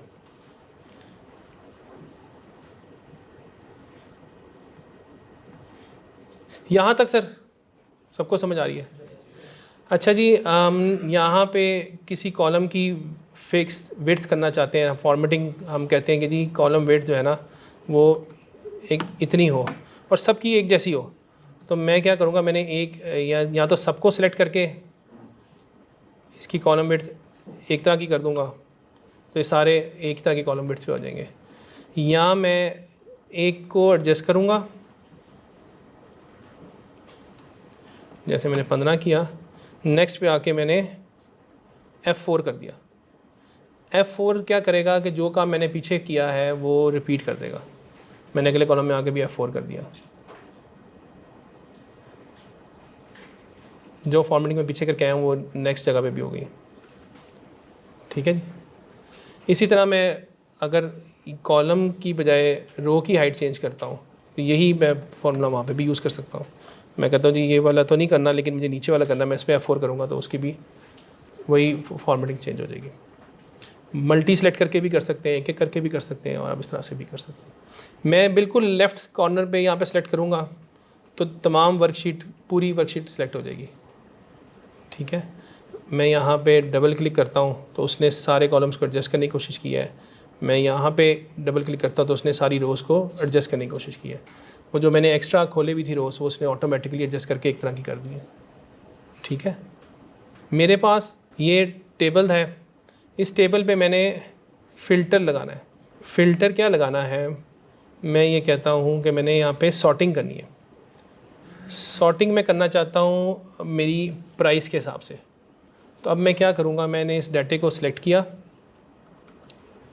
इस डाटे को सिलेक्ट करके मैं यहाँ पे मेरे पास शॉर्ट की है सॉर्ट करने की। मैं एक तो है कि मैं स्मॉलेस्ट टू लार्जेस्ट कर दूँ, लेकिन उसको पता नहीं चलेगा आप किस कॉलम के बेस पे करना है। तो मैं कस्टम सॉर्ट पे आता हूँ।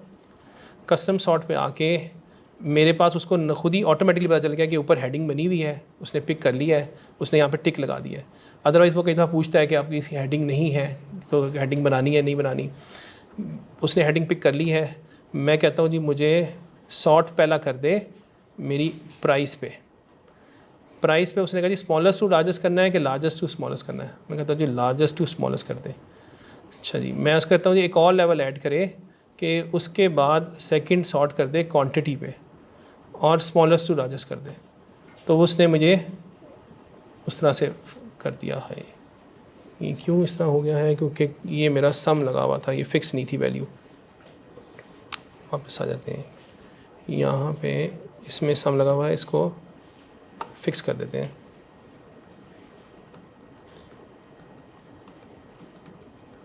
दोबारा इसको करते हैं कस्टम सॉर्ट। पहला मैंने सॉर्ट किया एक्सक्लूडिंग प्राइस पे, लार्जेस्ट टू स्मॉलेस्ट। फिर मैंने लेवल ऐड किया और मैंने इसको क्वांटिटी पे कर दिया स्मॉलेस्ट टू लार्जेस्ट, ठीक है जी। तो उसने पहली यहाँ पे देखा कि सबसे महंगी वाली पहले पकड़ी है, यहाँ पे क्योंकि दोनों सेम थी वैल्यूज़, तो उसने क्वांटिटी, मैंने कहा था स्मॉलेस्ट वाली पहले दिखाए, तो स्मॉलेस्ट वाली पहले दिखाई है और लार्जेस्ट वाली बाद में दिखाई है। तो आप ये कस्टम सॉर्ट भी कर सकते हैं। गलती से मैंने 2 ऐड कर दिए थे, मैं एक माइनस करना चाह रहा हूँ, वहीं पे ऑप्शन थी ऐड करने की और डिलीट करने की ऑप्शन थी, आप उसी वक्त वहाँ पे उसको डिलीट भी कर सकते हैं। दोबारा सॉर्ट करना चाहें दोबारा सॉर्ट भी कर सकते हैं। अच्छा, मैं अब इस डाटे को पकड़ के एक फ़िल्टर लगाना चाहता हूँ, तो यहाँ पे ये ऑप्शन है मेरे पास फ़िल्टर लगाने की। तो मैंने इस डाटे को सिलेक्ट करके, रेंज सेलेक्ट करके इसको फ़िल्टर लगा दिया। अब हर कॉलम के ऊपर एक फ़िल्टर आ गया। मैं ये चाहता हूँ कि ये मुझे जस्ट इस मैंने फ़िल्टर को क्लिक किया कॉर्नर पे, या ऑल्ट डाउन, इस सेल पे आके मैं ऑल्ट डाउन करूँगा तब भी ये खुल जाएगी, बार खुल जाएगी। मैंने यहाँ पे आके कहा जी मुझे सिर्फ ये कलर वाला दिखा दें, कलर वाले कौन से हैं, तो मैं कलर वाला फ़िल्टर भी लगा सकता हूँ। क्या हुआ जी जी, एक तो ये आपने इस साइड से ही ऑप्शन लेके फिल्टर की ऑप्शन की, इसकी कोई शॉर्टकट की? जी शॉर्ट कीज आप अभी किसी भी जगह पे हैं, ये सारी फील्ड्स आपका सामने ऊपर अवेलेबल है। आप ऑल्ट दबाएंगी, ऑल्ट दबाने के साथ होम के लिए एच आ जाएगा, इंसर्ट के लिए एन आ जाएगा। मैं एच पे क्लिक करता हूँ तो एच के अंदर अब जितने सामने नज़र आ रहे थे उनके शॉर्ट कीज़ आ जाएंगी। इसमें एस में मैंने जाना है, एस पे जाने के बाद ये एफ़ आ रहा है, मैं एफ़ पे जाता हूँ तो ये फ़िल्टर लग जाएगा, जिस तरह लगा था उस तरह उतर भी जाएगा। ऑल्ट एक दफ़ा दबा के आगे आप वो दबाते जाएँ तो कर सकते हैं। वैसे ये फ़िल्टर जो है वो डाटे के अंदर भी पड़ा होता है, ये जो डाटा का ऊपर टैब आ रहा था इसके अंदर भी फ़िल्टर है। तो यहाँ से जाना चाहे तो यहाँ से जल्दी पहुँच जाएंगे आप। वो होम से जाएंगे तो आपको पहले होम पे आएंगे, फिर इस सॉर्ट वाले में आएंगे, फिर इसके अंदर फ़िल्टर में जाएंगे। तो अगर आपको शॉर्ट कीज़ ही याद रखनी है तो आप वो याद रखें जो छोटी है। तो इसके लिए alt A T usually use होता है। ऑल्ट ए हो जाएगा डाटे के लिए और आगे टी हो जाएगा फ़िल्टर के लिए। जो मैंने पहले आपको बताई थी वो लंबी वाली थी, ये वाली छोटी कमांड हो जाएगी। ठीक है, तो आप ये भी यूज़ कर सकते हैं। अच्छा, अब फ़िल्टर में हम देख रहे थे कि हम मैंने कलर का फ़िल्टर जैसे लगाना है, मैं कलर का फ़िल्टर लगाता हूँ तो मैं कलर पे भी फ़िल्टर लगा सकता हूँ। मैं कुछ सेलेक्टेड फ़िल्टर लगाना चाहूँ, जैसे मैं क्या करता हूँ, मैंने अभी फ़िलहाल क्लियर कर दिया फ़िल्टर। मैं कहता हूँ कि फ़िल्टर इससे ग्रेटर देन हो, एवरेज इतना हो, जो भी मैं आप क्राइटेरिया देना चाहूँ मैं वो दे सकता हूँ। मैं यहाँ से सारा डीसेलेक्ट करके कोई स्पेसिफ़िक अगर पिक करना चाहूँ तो मैं स्पेसिफ़िक भी पिक कर सकता हूँ। तो फ़िल्टर में काफ़ी सारी ऑप्शंस हैं, आप इसको कर सकते हैं। डाटा की रेंज अगर बहुत ज़्यादा हो तो जैसे अगर मेरा डाटा थाउजेंड्स में चला गया है तो फ़िल्टर काम करता है अच्छा, लेकिन जब चला जाता है ना मिलियंस में तो फ़िल्टर के अंदर वैल्यूज़ इतनी ज़्यादा हो जाती हैं कि वो फ़िल्टर प्रॉपर काम नहीं करता। तो आप जब तक एग्जैक्ट वैल्यू नहीं देते फ़िल्टर आपको वैल्यू पिक करके नहीं लेके आता। वो जब आप फ़िल्टर खोलेंगे इतनी बड़ी डाटा की अगर, तो वो ऑटोमेटिकली कह रहा होगा कि सारी चीज़ें मैं यहाँ पे शो नहीं कर पा रहा। तो यहाँ पे क्योंकि वो इंडिपेंडेंट इंडिविजुअल हर आइटम यहाँ पे शो कर रहा है तो वहाँ पे वो आपको सारा कुछ नहीं दिखा पा रहा होगा। अच्छा, इस फ़िल्टर में एक और चीज़ है, इस फ़िल्टर में अगर आपने नोट किया हो डुप्लीकेट नहीं करता वैल्यू। जैसे यहाँ मेरे एक्सक्लूडिंग प्राइस में 2 दफ़ा 100 आ रहा है, जब मैं यहाँ पे क्लिक करूँगा तो वो 2 दफ़ा 100 नहीं दिखाएगा, वो 1 दफ़ा 100 दिखाएगा। अब मैं यहाँ पे जब सेलेक्ट करूँगा तो मैं एक 100 सेलेक्ट करूँगा तो दोनों 100 ही सिलेक्ट होंगे। ठीक है, 2 अलग अलग 100 नहीं आ रहे होंगे। अच्छा जी, कंट्रोल F जिस तरह नॉर्मल विंडोज़ में चलता है, ऑफिस में चलता है, यहाँ पर भी यूज़ होता है। कंट्रोल F से अब मैं फाइंड करना चाह रहा हूँ, मैं कहता हूँ जी मेरे पास एक वैल्यू है XYZ, तो मैं अगर वो फाइंड करना चाहूँ तो मैं नेक्स्ट दबाऊँगा तो वो मुझे ढूंढेगा जी वो कहाँ पे है। XYZ है ही नहीं, XYV है जी, तो वो मुझे ढूंढ के वहाँ पे ले आएगा। अच्छा, अब एक तो ये ऑप्शन है, दूसरा मैंने अब जैसे 100 अगर फाइंड करना है, मैं 100 फाइंड कर रहा हूँ, मुझे 100 दिखाएगा, नेक्स्ट पे जाऊँगा तो वो अगला 100 दिखाएगा। लेकिन मेरे पास कुछ डाटा ज़्यादा है इस वक्त और मैं चाहता हूँ कि सिर्फ आई के कॉलम में ही वो फाइंड कराए, तो मैं आई का कॉलम सेलेक्ट कर लेता हूँ और मैं यहाँ पे इसको फाइंड कराऊँगा तो वो जस्ट आई के कॉलम के अंदर ही उसको फाइंड करेगा। या मैं स्पेसिफिक रो अगर सेलेक्ट कर लेता हूँ तो वो उस रो को ही सिर्फ फाइंड करेगा। या एक स्पेसिफिक डाटा अगर मैं सेलेक्ट कर लेता हूँ तो सिर्फ इसी डाटे के अंदर ही वो फाइंड करेगा। यहाँ पे आके मैं जब कंट्रोल F करूँगा तो सिर्फ इस डाटे में वो फाइंड करेगा, इससे बाहर फाइंड नहीं करेगा। ठीक है। कई दफ़ा ये हो जाता है कि हमने किसी वजह से कोई डाटा सेलेक्ट किया हुआ है और जब Ctrl F किया वो फाइंड कर रहे हैं, वो फाइंड नहीं हो रहा क्योंकि वो उस स्पेसिफिक जो रेंज आपने सेलेक्ट की हुई है सिर्फ उसके अंदर फाइंड कर रहा है, पूरी वर्कबुक में फाइंड नहीं कर पा रहा। अच्छा, फाइंड के साथ हमारे पास रिप्लेस की ऑप्शन भी है। हम कहते हैं कि जी जहाँ 100 मिले उसको 150 रिप्लेस कर दें। किसी एक को करना है या रिप्लेस ऑल करना है, मैं रिप्लेस ऑल कर देता हूँ। उसको 3 वैल्यूज़ मिली हैं, उसने तीनों की तीनों 100 से उसको 150 रिप्लेस कर दिया। ठीक है, तो आप ये भी कर सकते हैं। फाइंड ऑल का बटन दबाता हूँ, मैं कहता हूँ जी अब मुझे 150 फाइंड ऑल करके दे कितने हैं, तो वो मुझे जितने 150 शीट में नज़र आ रहे हैं वो सारे बता देगा और उसके सेल नंबर भी बताएगा कि कहाँ कहाँ पे है। ये आपने कैसे किया? Ctrl F फाइंड ऑल, पहले मैं नेक्स्ट कर रहा था, खाली डिफ़ॉल्ट नेक्स्ट होता है, अभी मैंने फाइंड ऑल किया तो उसने मुझे ये वैल्यू सब में फाइंड कर दिया। अच्छा, यहाँ पे और भी ऑप्शन है कि मैं फ़ाइंड करते हुए सिर्फ इस शीट पे फाइंड करना चाहता हूँ या पूरी वर्कबुक पे फाइंड करना चाहता हूँ। बाय डिफ़ॉल्ट शीट होती है, तो ये मेरी अभी शीट 1 खुली हुई थी तो शीट 1 में ही फाइंड कर रहा था।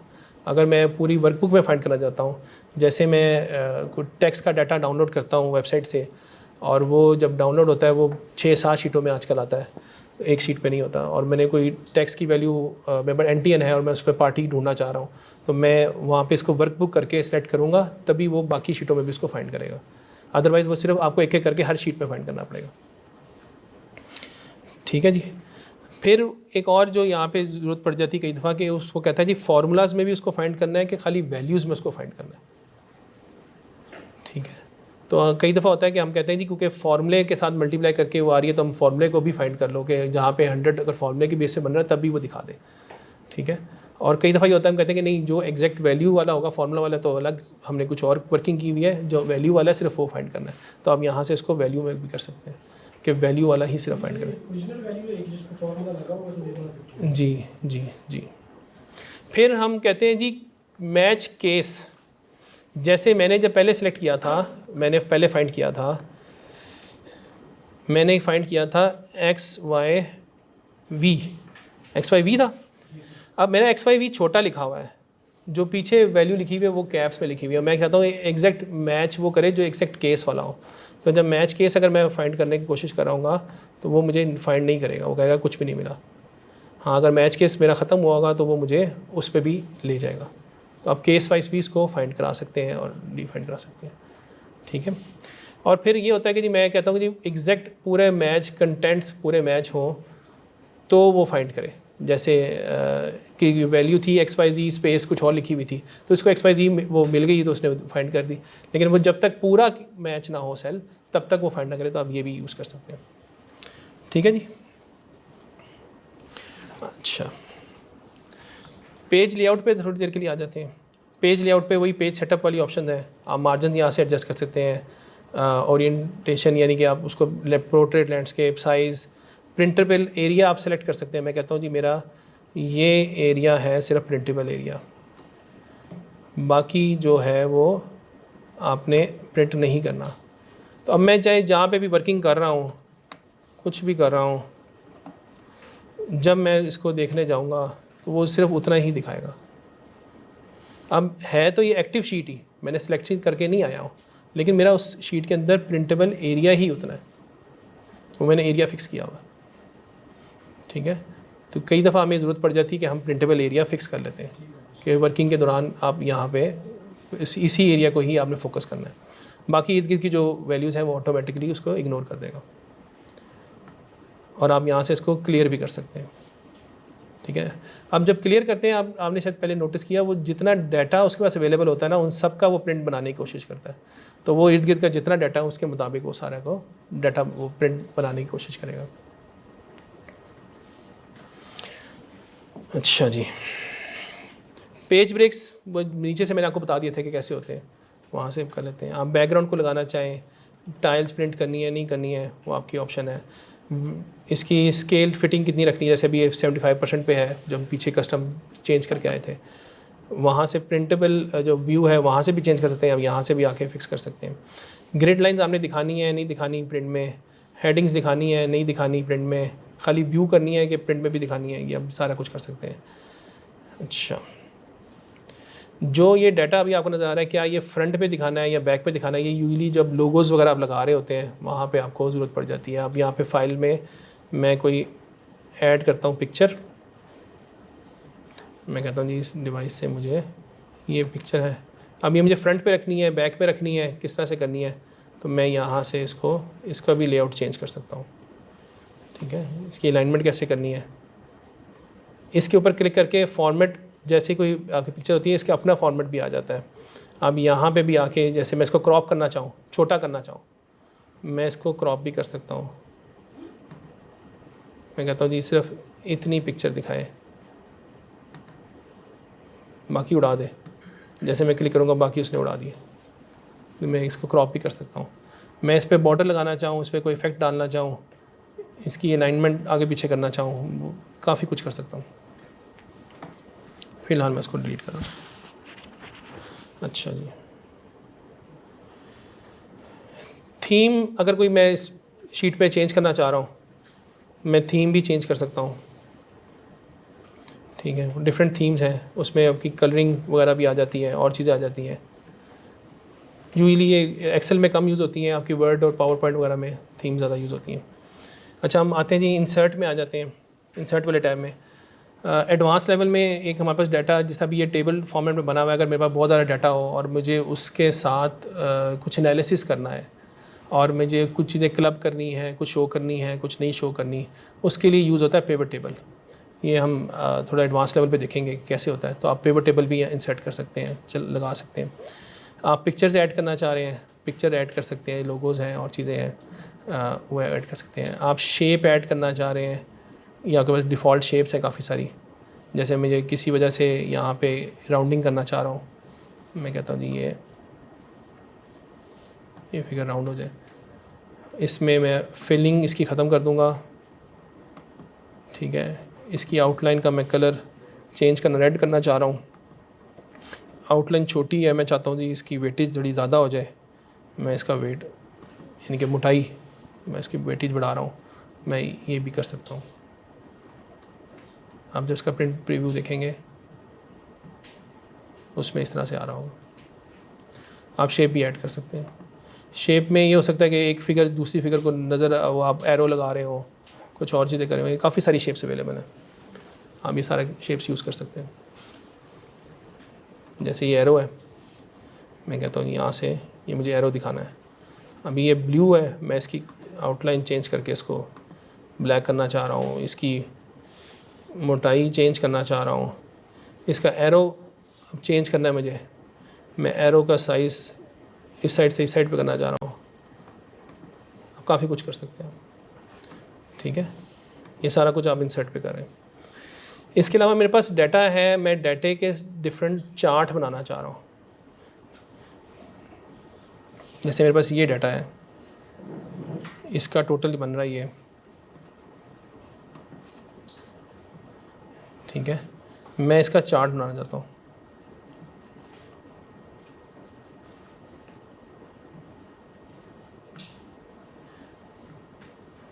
मैं एक पाई चार्ट ऐड कर लेता हूँ।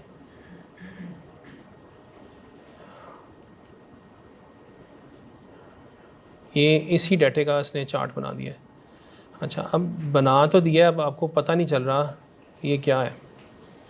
ये है 140 ये जो ब्लू वाला एरिया है, बड़ा हिस्सा ये है 14। ये जब मैं इस पर क्लिक कर रहा हूँ तो वो बता रहा है 54% है, और 144 वो आपको नज़र आ रहा है। ठीक है, लेकिन ये मुझे भी सही समझ नहीं आ रही, ऐसे ही है। मैं क्या चाहता हूँ, मैं ये चाहता हूँ कि एक तो इसका अबव टाइटल आ जाए जो कि चार्ट का टाइटल है, फिर मैं चाहता हूँ इसके लेबल्स आ जाए। ये लेबल्स हैं, इनसाइड दिखाने हैं, आउटसाइड दिखाने हैं, बेस्ट फिट दिखाने हैं। मैं इसको बेस्ट फिट कर देता हूँ। तो आप इस तरह से भी कर सकते हैं। ठीक है, अच्छा, मैंने अगर ये चार्ट सेलेक्ट करते हुए पीछे ये भी प्रोडक्ट भी सिलेक्ट की होती, जो कि मैं अब दोबारा करके दिखाता हूँ आपको। मेरे पास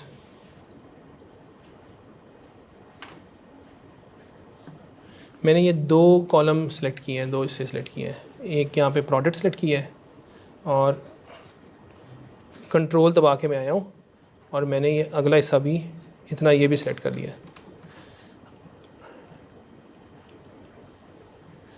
अभी मैं चार्ट सेलेक्ट करता हूँ तो उसने मुझे ये नीचे जो है ना पहले वो 1 2 3 बाय डिफ़ॉल्ट उठाई हुई थी उसने ZBG उठा ली और हर एक के साथ डिफरेंट कलर है। इस कलर का मतलब ये, ठीक है। अब मैं जब इसके लगाऊंगा एलिमेंट्स तो मुझे अंदाज़ा हो रहा है कि ये ZBG है ना, ये है 144, ये ग्रीन वाला है MNC, तो ये ग्रीन वाला यहाँ पे 5000 है। 5000 है, कितना है 37। अच्छा ये ग्रीन है XYZ, ये 5000 है। वो डिफरेंट आपको नज़र आ रहे हैं जी। इसको भी मैं एडजस्ट कर सकता हूँ कि उठा के मैं कहता हूँ जी यहाँ नहीं आना, ये यहाँ पे डाल दें।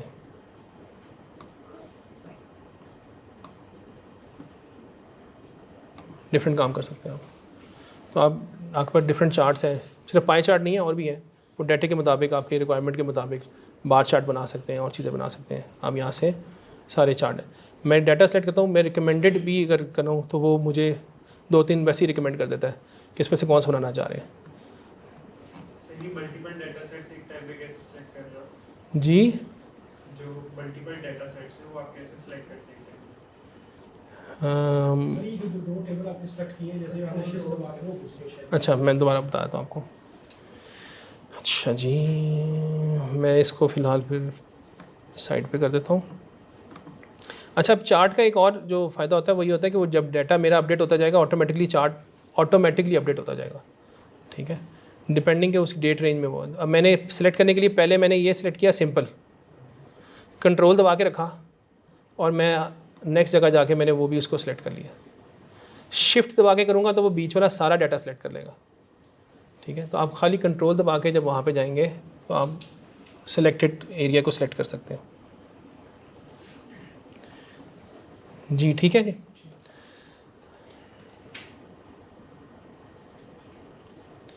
अच्छा जी, हम थोड़ा सा व्यू में आ जाते हैं। व्यू में हमने नॉर्मल पेज पर ये चीज़ें ऑलरेडी देख ली हैं, बार्स देख ली हैं, जूम आप कर सकते हैं प्लस माइनस, वो अब नीचे भी है आपके पास, वो भी हमने देख लिया है।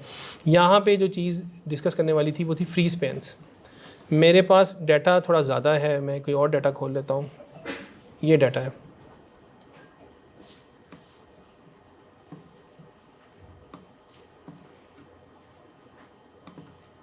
ये डाटा ज़्यादा है और मैं चाहता हूँ कि जो मेरे सेगमेंट एंड कंट्री है और प्रोडक्ट ये फ़िक्स रहे।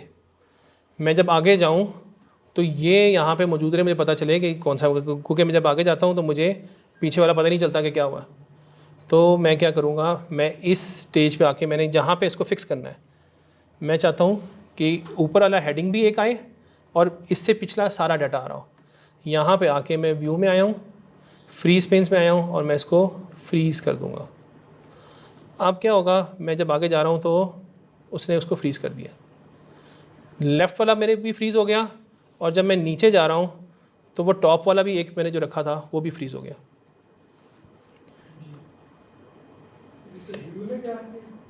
जी, व्यू में जाके फ्रीज पेन्स। अच्छा, इसके अलावा मेरे पास फ्रीज पेन में और भी ऑप्शन है। मैं कहता हूँ जी सिर्फ मेरा यहाँ से टॉप फ्रीज़ कर दे।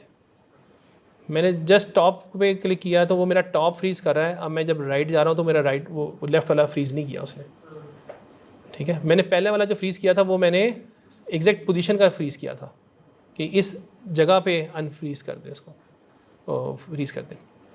आप दोबारा फ्रीज़ कर सकते हैं, अनफ्रीज़ कर सकते हैं। फर्स्ट कॉलम खाली फ्रीज़ करना चाहते हैं अब यहाँ पे मैंने फ़र्स्ट कॉलम फ्रीज़ कर दिया। अब मैं जिधर भी जा रहा हूँ मेरा फर्स्ट कॉलम फ्रीज़ है। ब्लॉक बनाना पड़ेगा जी ब्लॉक बनाना पड़ेगा जी, यूजुअली ब्लॉग बनाना पड़ता है।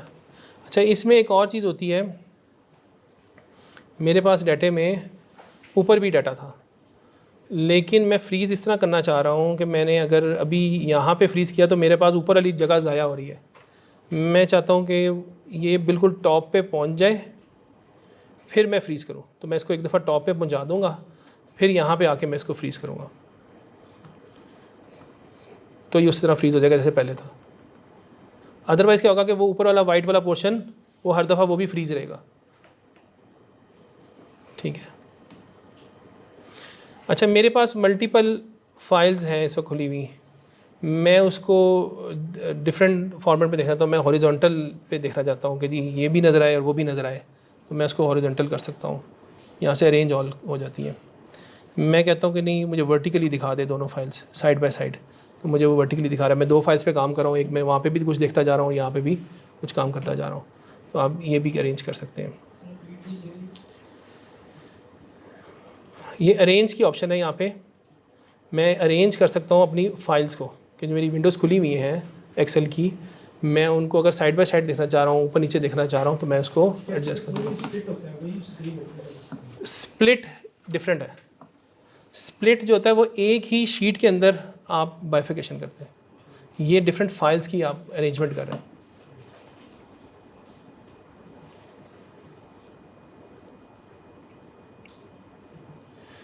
अच्छा जी, यहाँ पे ही अब अगली चीज़ आती थी स्प्लिट। मैंने फ़िलहाल इसको अनफ्रीज़ किया, मैंने कहा कि जी मुझे इस शीट को ना 2 हिस्सों में तोड़ दे, बल्कि 4 में फ़िलहाल तोड़ दे। मैंने यहाँ पे इसको स्प्लिट कर दिया। स्प्लिट करने के बाद ये आपने देखा होगा कि थोड़ा सा ही ग्रे एरिया नज़र आ रहा है आपको, प्लस इधर माइनस। मैं जब इधर जा रहा हूँ तो मेरा लेफ़्ट वाला पोर्शन स्प्लिट हुआ है, वो फिक्स है, और मेरा उधर वाला पोर्शन फिक्स है। मैं डाउन जा रहा हूँ तो मेरा ये वाला पोर्शन साथ मेरा मूव करेगा, ऊपर वाला पोर्शन फिक्स रहेगा। तो मेरे पास यहाँ पे मुझे डाटा नज़र आ रहा है, और मैं किसी और जगह पे जाके मैंने उस डाटे को वेरीफाई करना है, और मैं इसको स्प्लिट करके ऊपर नीचे 2 हिस्सों में स्प्लिट करके डाटे को भी देख सकता हूँ। अब वो जो बीच वाला डाटा है, जो कि रो नंबर 25 से 74, वो बीच में स्प्लिट हुआ हुआ है, वो गायब हुआ हुआ है। ये आपको रो नज़र आ रही होगी यहाँ पे, ये 25 है, 25 के बाद डायरेक्ट 74 नज़र आ रहा है इस वक्त। ठीक है, तो आप ये भी स्प्लिट कर सकते हैं। स्प्लिट करके डाटा कई दफ़ा हमें ज़रूरत पड़ जाती है, उसको देख रहे होते हैं। हाइड करना चाहें आप बहुत सारे कॉलम्स को, आप हाइड कर सकते हैं। आप उसको कॉलम को सिलेक्ट करें, राइट क्लिक करें, हाइड कर सकते हैं। आप रोज़ हाइड करना चाहें, रोज़ सेलेक्ट करें, राइट क्लिक करें, हाइड कर सकते हैं। ठीक है, अपने डाटे में आप कर सकते हैं। बाद में आपने दोबारा शो कराना है, आप उसको उस पोर्शन को डीसेलेक्ट करें और उसको अनहाइड कर लें, आप अनहाइड भी कर सकते हैं। आपके पास मल्टीपल शीट्स थी, किसी वजह से आपने शीट का नाम आपका था ये HP, आप चाहते हैं कि जी मेरी ये शीट फ़िलहाल हाइड हो जाए, आप राइट क्लिक करें, आप इस शीट को हाइड कर सकते हैं। इस शीट को मैं कलर करना चाह रहा हूँ, मैं इस शीट को कलर कर सकता हूँ। मैं कहता हूँ जी इस शीट को मुझे येलो कलर कर दें। मैं यहाँ पे यही जो सारा डाटा है इस शीट का, मैं दोबारा रेप्लिकेट करना चाह रहा हूँ। मैं इसको आता हूँ, मैं इसको कहता हूँ जी मुझे यहाँ से कॉपी करें, कॉपी इसी मेरे फाइल, यही फ़ाइल खुली हुई है, इसमें मैं क्रिएट कॉपी करता हूँ और मैं कहता हूँ यहाँ पे जाके इसको फ़ाइल को कॉपी कर दे। वो सेम शीट सेम डाटे के साथ मेरी वो कॉपी भी हो जाएगी। जी जी, शीट्स को कंपेयर करना हो, 2 शीट्स है ना, दोनों में आपके पास ऑलमोस्ट सेम डाटा है, और दूसरी जो शीट है उसमें कुछ चेंजिंग है, तो हमें फाइंड आउट करना है कि दोनों शीट्स में से जो डिफरेंट है ना डाटा, वो सिर्फ फाइंड आउट, वो आपको 1 to 1 ही देखना पड़ेगा। उसके लिए देखें, जैसे मैं यही कॉलम उठा के आगे ले आता हूँ, ये आगे ले आया हूँ, ये शीट 2 पे मैं काम कर रहा हूँ इस वक्त। मैं कहता हूँ दिस इज़ इक्वल टू, मैंने इक्वल का साइन लगाया है, इस वैल्यू को इक्वल किया पिछली शीट की फर्स्ट वैल्यू के साथ। उसने कहा जी ट्रू, यानी कि मैच कर गई। मैं इस पूरे कॉलम को आगे कॉपी करता हूँ, पूरा कॉलम मेरा मैच कर रहा है। ठीक है जी, मैंने उठा के इसको आखिरी रो में आया हूँ और इसको मैंने सारे को चेक कर लिया कि क्या ये ट्रू है कि नहीं है। अब यहाँ पे मैं लगाऊंगा फ़िल्टर Alt 80 और मुझे हर कॉलम को देखना पड़ेगा कि क्या सारे ट्रू हैं। अज्यूमिंगली मैं यहाँ पे किसी को चेंज कर देता हूँ, मैं इसको दिसंबर कर देता हूँ, तो इस कॉलम में आगे जाके आपको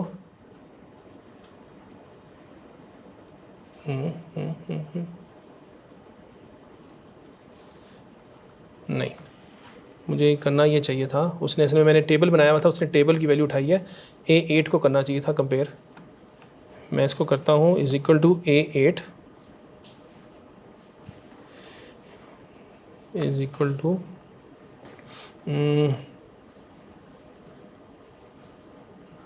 इस शीट का A8, इस शीट पे भी A8 है, A8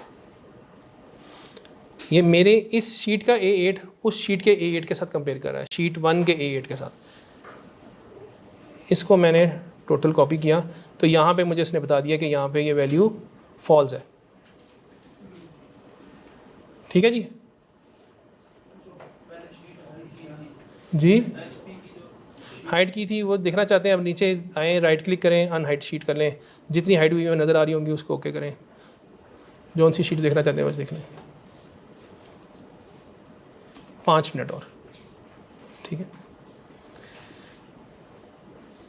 यहाँ तक कोई डिफ़िकल्टी? अच्छा, क्विकली मैंने एक दो चीज़ें और बतानी है, रह ना जाए। मेरे पास ये सारा डाटा है सेगमेंट्स का। अब ये डाटा ज़्यादा है, मुझे पता नहीं चल रहा कि इसमें यूनिक वैल्यूज़ कितनी है। 700 वैल्यूज़ हैं, रिपीट हो रही हैं, यूनिक वैल्यूज़ नहीं पता चल रही। एक ऑप्शन तो मेरा कोई फ़िल्टर लगा हुआ है, तो मैं फ़िल्टर खोलूँगा तो शायद यहाँ से नज़र आ जाए कि कितनी यूनिक वैल्यूज़ है। ये थोड़ी थी तो पता चल गई, अगर एज्यूमिंगली 100 होती तो यहाँ पे पता ही ना चलती कि क्या है। तो मैं उसको लिए क्या करूँगा, मैं इसको कॉपी करूँगा, कॉपी करके किसी शीट पे ले जाता हूँ और मैं वहाँ पे इसको पेस्ट स्पेशल करता हूँ। पेस्ट स्पेशल क्या होता है? ऑल्ट H, ये पेस्ट V और S। मैं कहता हूँ मैं बेसिकली जो बताना चाह रहा था, यहाँ पे मैं पेस्ट स्पेशल के लिए आता हूँ,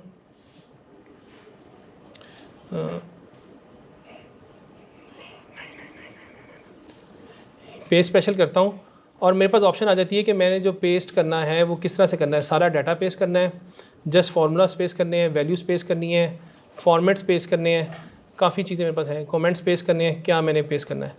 मैं यहाँ पे फ़िलहाल वैल्यूज़ पेस्ट कर देता हूँ। जो वहाँ पे वैल्यूज़ थी वो मैंने यहाँ पे सारी पेस्ट कर दी। ये अभी नीचे काउंट आ रहा है 700, तो सारी वैल्यूज़ यहाँ पे आ गई।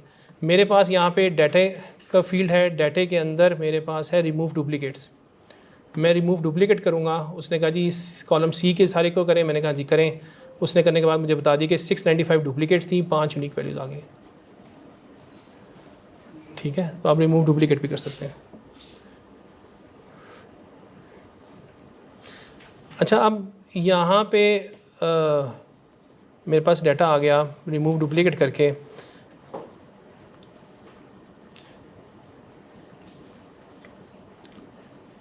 और मैं ये चाहता हूँ कि मुझे ये पता चल जाए, थोड़ा सा ही वो डाटा है,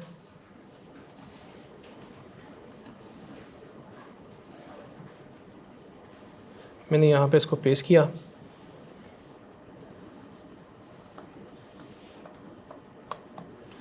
मैं चाहता हूँ कि गवर्नमेंट के टोटल कितने थे, काउंट करना चाह रहा हूँ। तो मैंने इज इक्वल टू काउंट अगर खाली लगाता हूँ तो काउंट करता है न्यूमेरिक वैल्यूज़, नंबर्स को। ये क्योंकि नंबर्स नहीं हैं तो हम क्या करेंगे, काउंट A यूज़ करेंगे। काउंट A मैंने किया, नहीं, मुझे इफ़ करना है।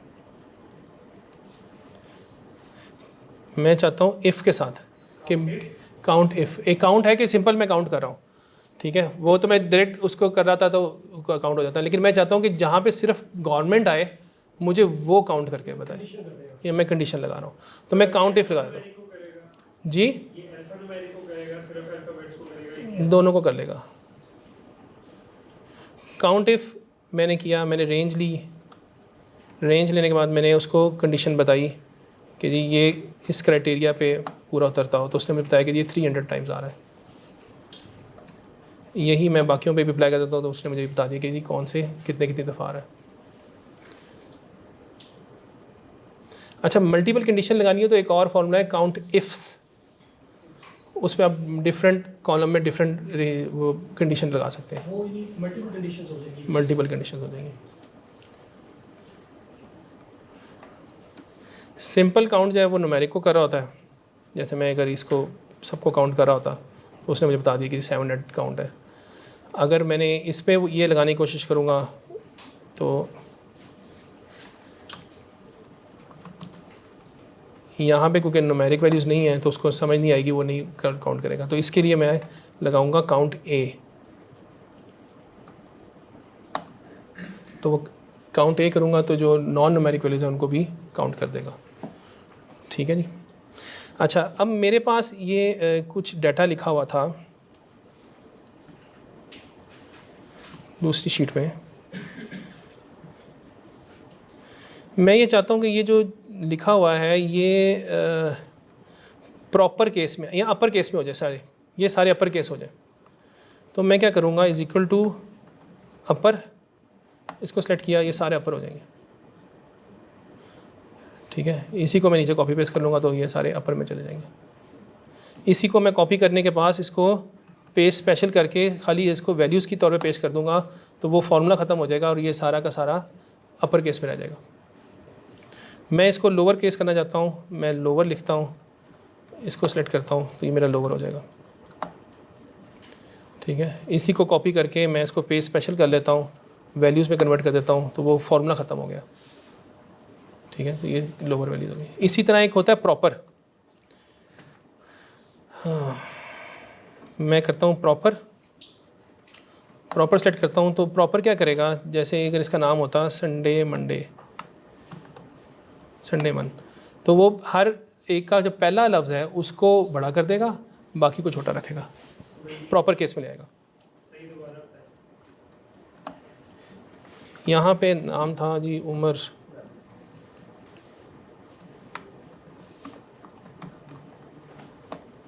ठीक है, बल्कि स्मॉल में लिखता हूँ ना।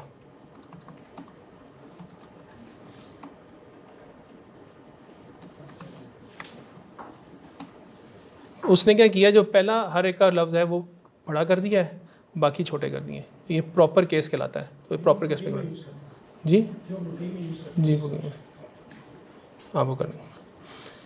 अच्छा, मेरे पास ये वैल्यूज़ हैं, मुझे इसमें से ना आखिरी 2 डिजिट उठाने हैं। तो मैं क्या करूँगा, इज़ इक्वल टू लेफ़्ट, और मैं यहाँ कहूँगा कि यहाँ से लेफ़्ट से ये 2 वैल्यूज़ उठा लाए, तो वो 2 वैल्यूज़ उठा लाए। मुझे लेफ़्ट से मैंने 2 उठाई है, मुझे राइट से 2 उठानी है, तो मैं write is equal to write करूँगा तो मैं राइट से 2 वैल्यूज़ भी उठा सकता हूँ। अच्छा, मुझे कुछ बीच में से वैल्यू उठानी है, वैल्यूज़ बड़ी हैं,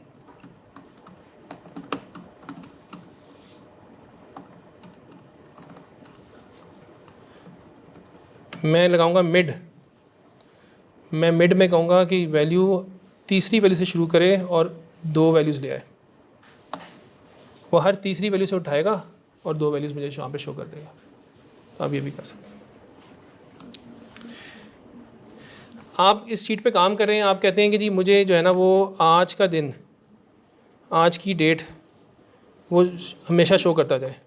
मैं टुडे लगा के यहाँ पे कर दूँगा तो मेरी आज की डेट ये इस पे आती जाएगी।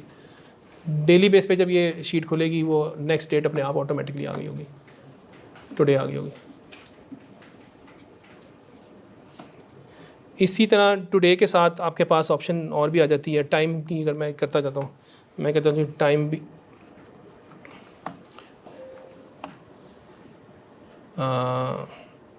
वो अब डिपेंड करता है कि किस फॉर्मेट पे रखना है। फॉर्मेट दे दें आप उसको आवर्स मिनट और सेकंड का, वो टाइम आना आपका शुरू हो जाएगा। सर जिस तरह टुडे है, जब भी हम इस फाइल को ओपन करेंगे तो वो चेंज हो जाएगा। कोई इस तरह का नहीं है कि जैसे अभी हम आज डाटा एंटर कर रहे हैं तो सिर्फ आज की डेट, सिर्फ आज का, आज की डेट हो। तो ये टुडे आज की डेट ही है। नहीं मतलब कि अगर कल ओपन करेंगे तो वो चेंज हो जाएगा। कह रहे हैं जिस डेट पे चेंज ना हो, जो डेटा डाला गया वो तो आपको फिक्स करनी पड़ेगी ना, फ्रीज हो जाएगी, फ्रीज कर दो। वो फिक्स करनी पड़ेगी। आप एक दफ़ा इसको कॉपी पेस्ट कर दें। तो वो मैन्युअली ये बेसिकली यूज़ होती है जहाँ पे आपने आगे वी लुकअप्स लगाए होते हैं, कोई इफ़ कंडीशंस लगाई होती हैं, आप जब नए दिन में आते हैं तो वो उस कंडीशन की बेस पे डाटा ऑटोमेटिकली पीछे से चेक करके उसको चेंज कर देता है। ठीक है। अच्छा, एक चीज़ और, हम जो प्लस माइनस हमने किया था वो हम डेट वाइज भी कर सकते हैं। जैसे मैं कहता हूँ कि 8 जन में से माइनस कर दे 3 जन, इसने बज़ाहिर तो आपको ये दिखाया, आप इसको जनरल कर देंगे, ऊपर से फॉर्मेट चेंज कर देंगे तो 5 दिन बता रहा है आपको, तो आप डेज़ की भी कैलकुलेशन कर सकते हैं। ठीक है जी, यहाँ तक कोई क्वेश्चन? यहाँ तक हम तो इसको वाइंड अप कर रहे हैं। नंबर करते हैं तो कोई आपके पास नंबरिंग फॉर्म में डेट को आता है 1900 से, और अगर हम इस फाइल का डाटा किसी और फाइल में मूव कर रहे हैं तो वो नंबर उठाता है, जबकि हमें डेट चाहिए होती है। नंबर उठाता है, आप उसका फॉर्मेट चेंज कर देना, कंट्रोल 1 करें, यहाँ पे आपको कस्टमर फॉर्मेट्स हैं, आप फिक्स कर दें। ये कुछ बने बनाए फॉर्मेट्स हैं, हम इसमें से सिलेक्ट कर सकते हैं, वो आप फॉर्मेट फिक्स कर दें।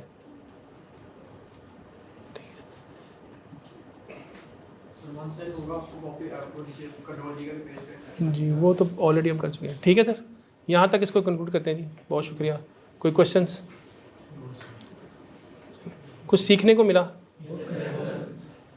अच्छा, कोई ऐसी कोई बंदा सोच के आया था कि यार मैंने ये चीज़ पूछनी थी और अभी तक ना पूछी हो? चलें जी, थैंक यू जी, thank you very much. Find up करते हैं।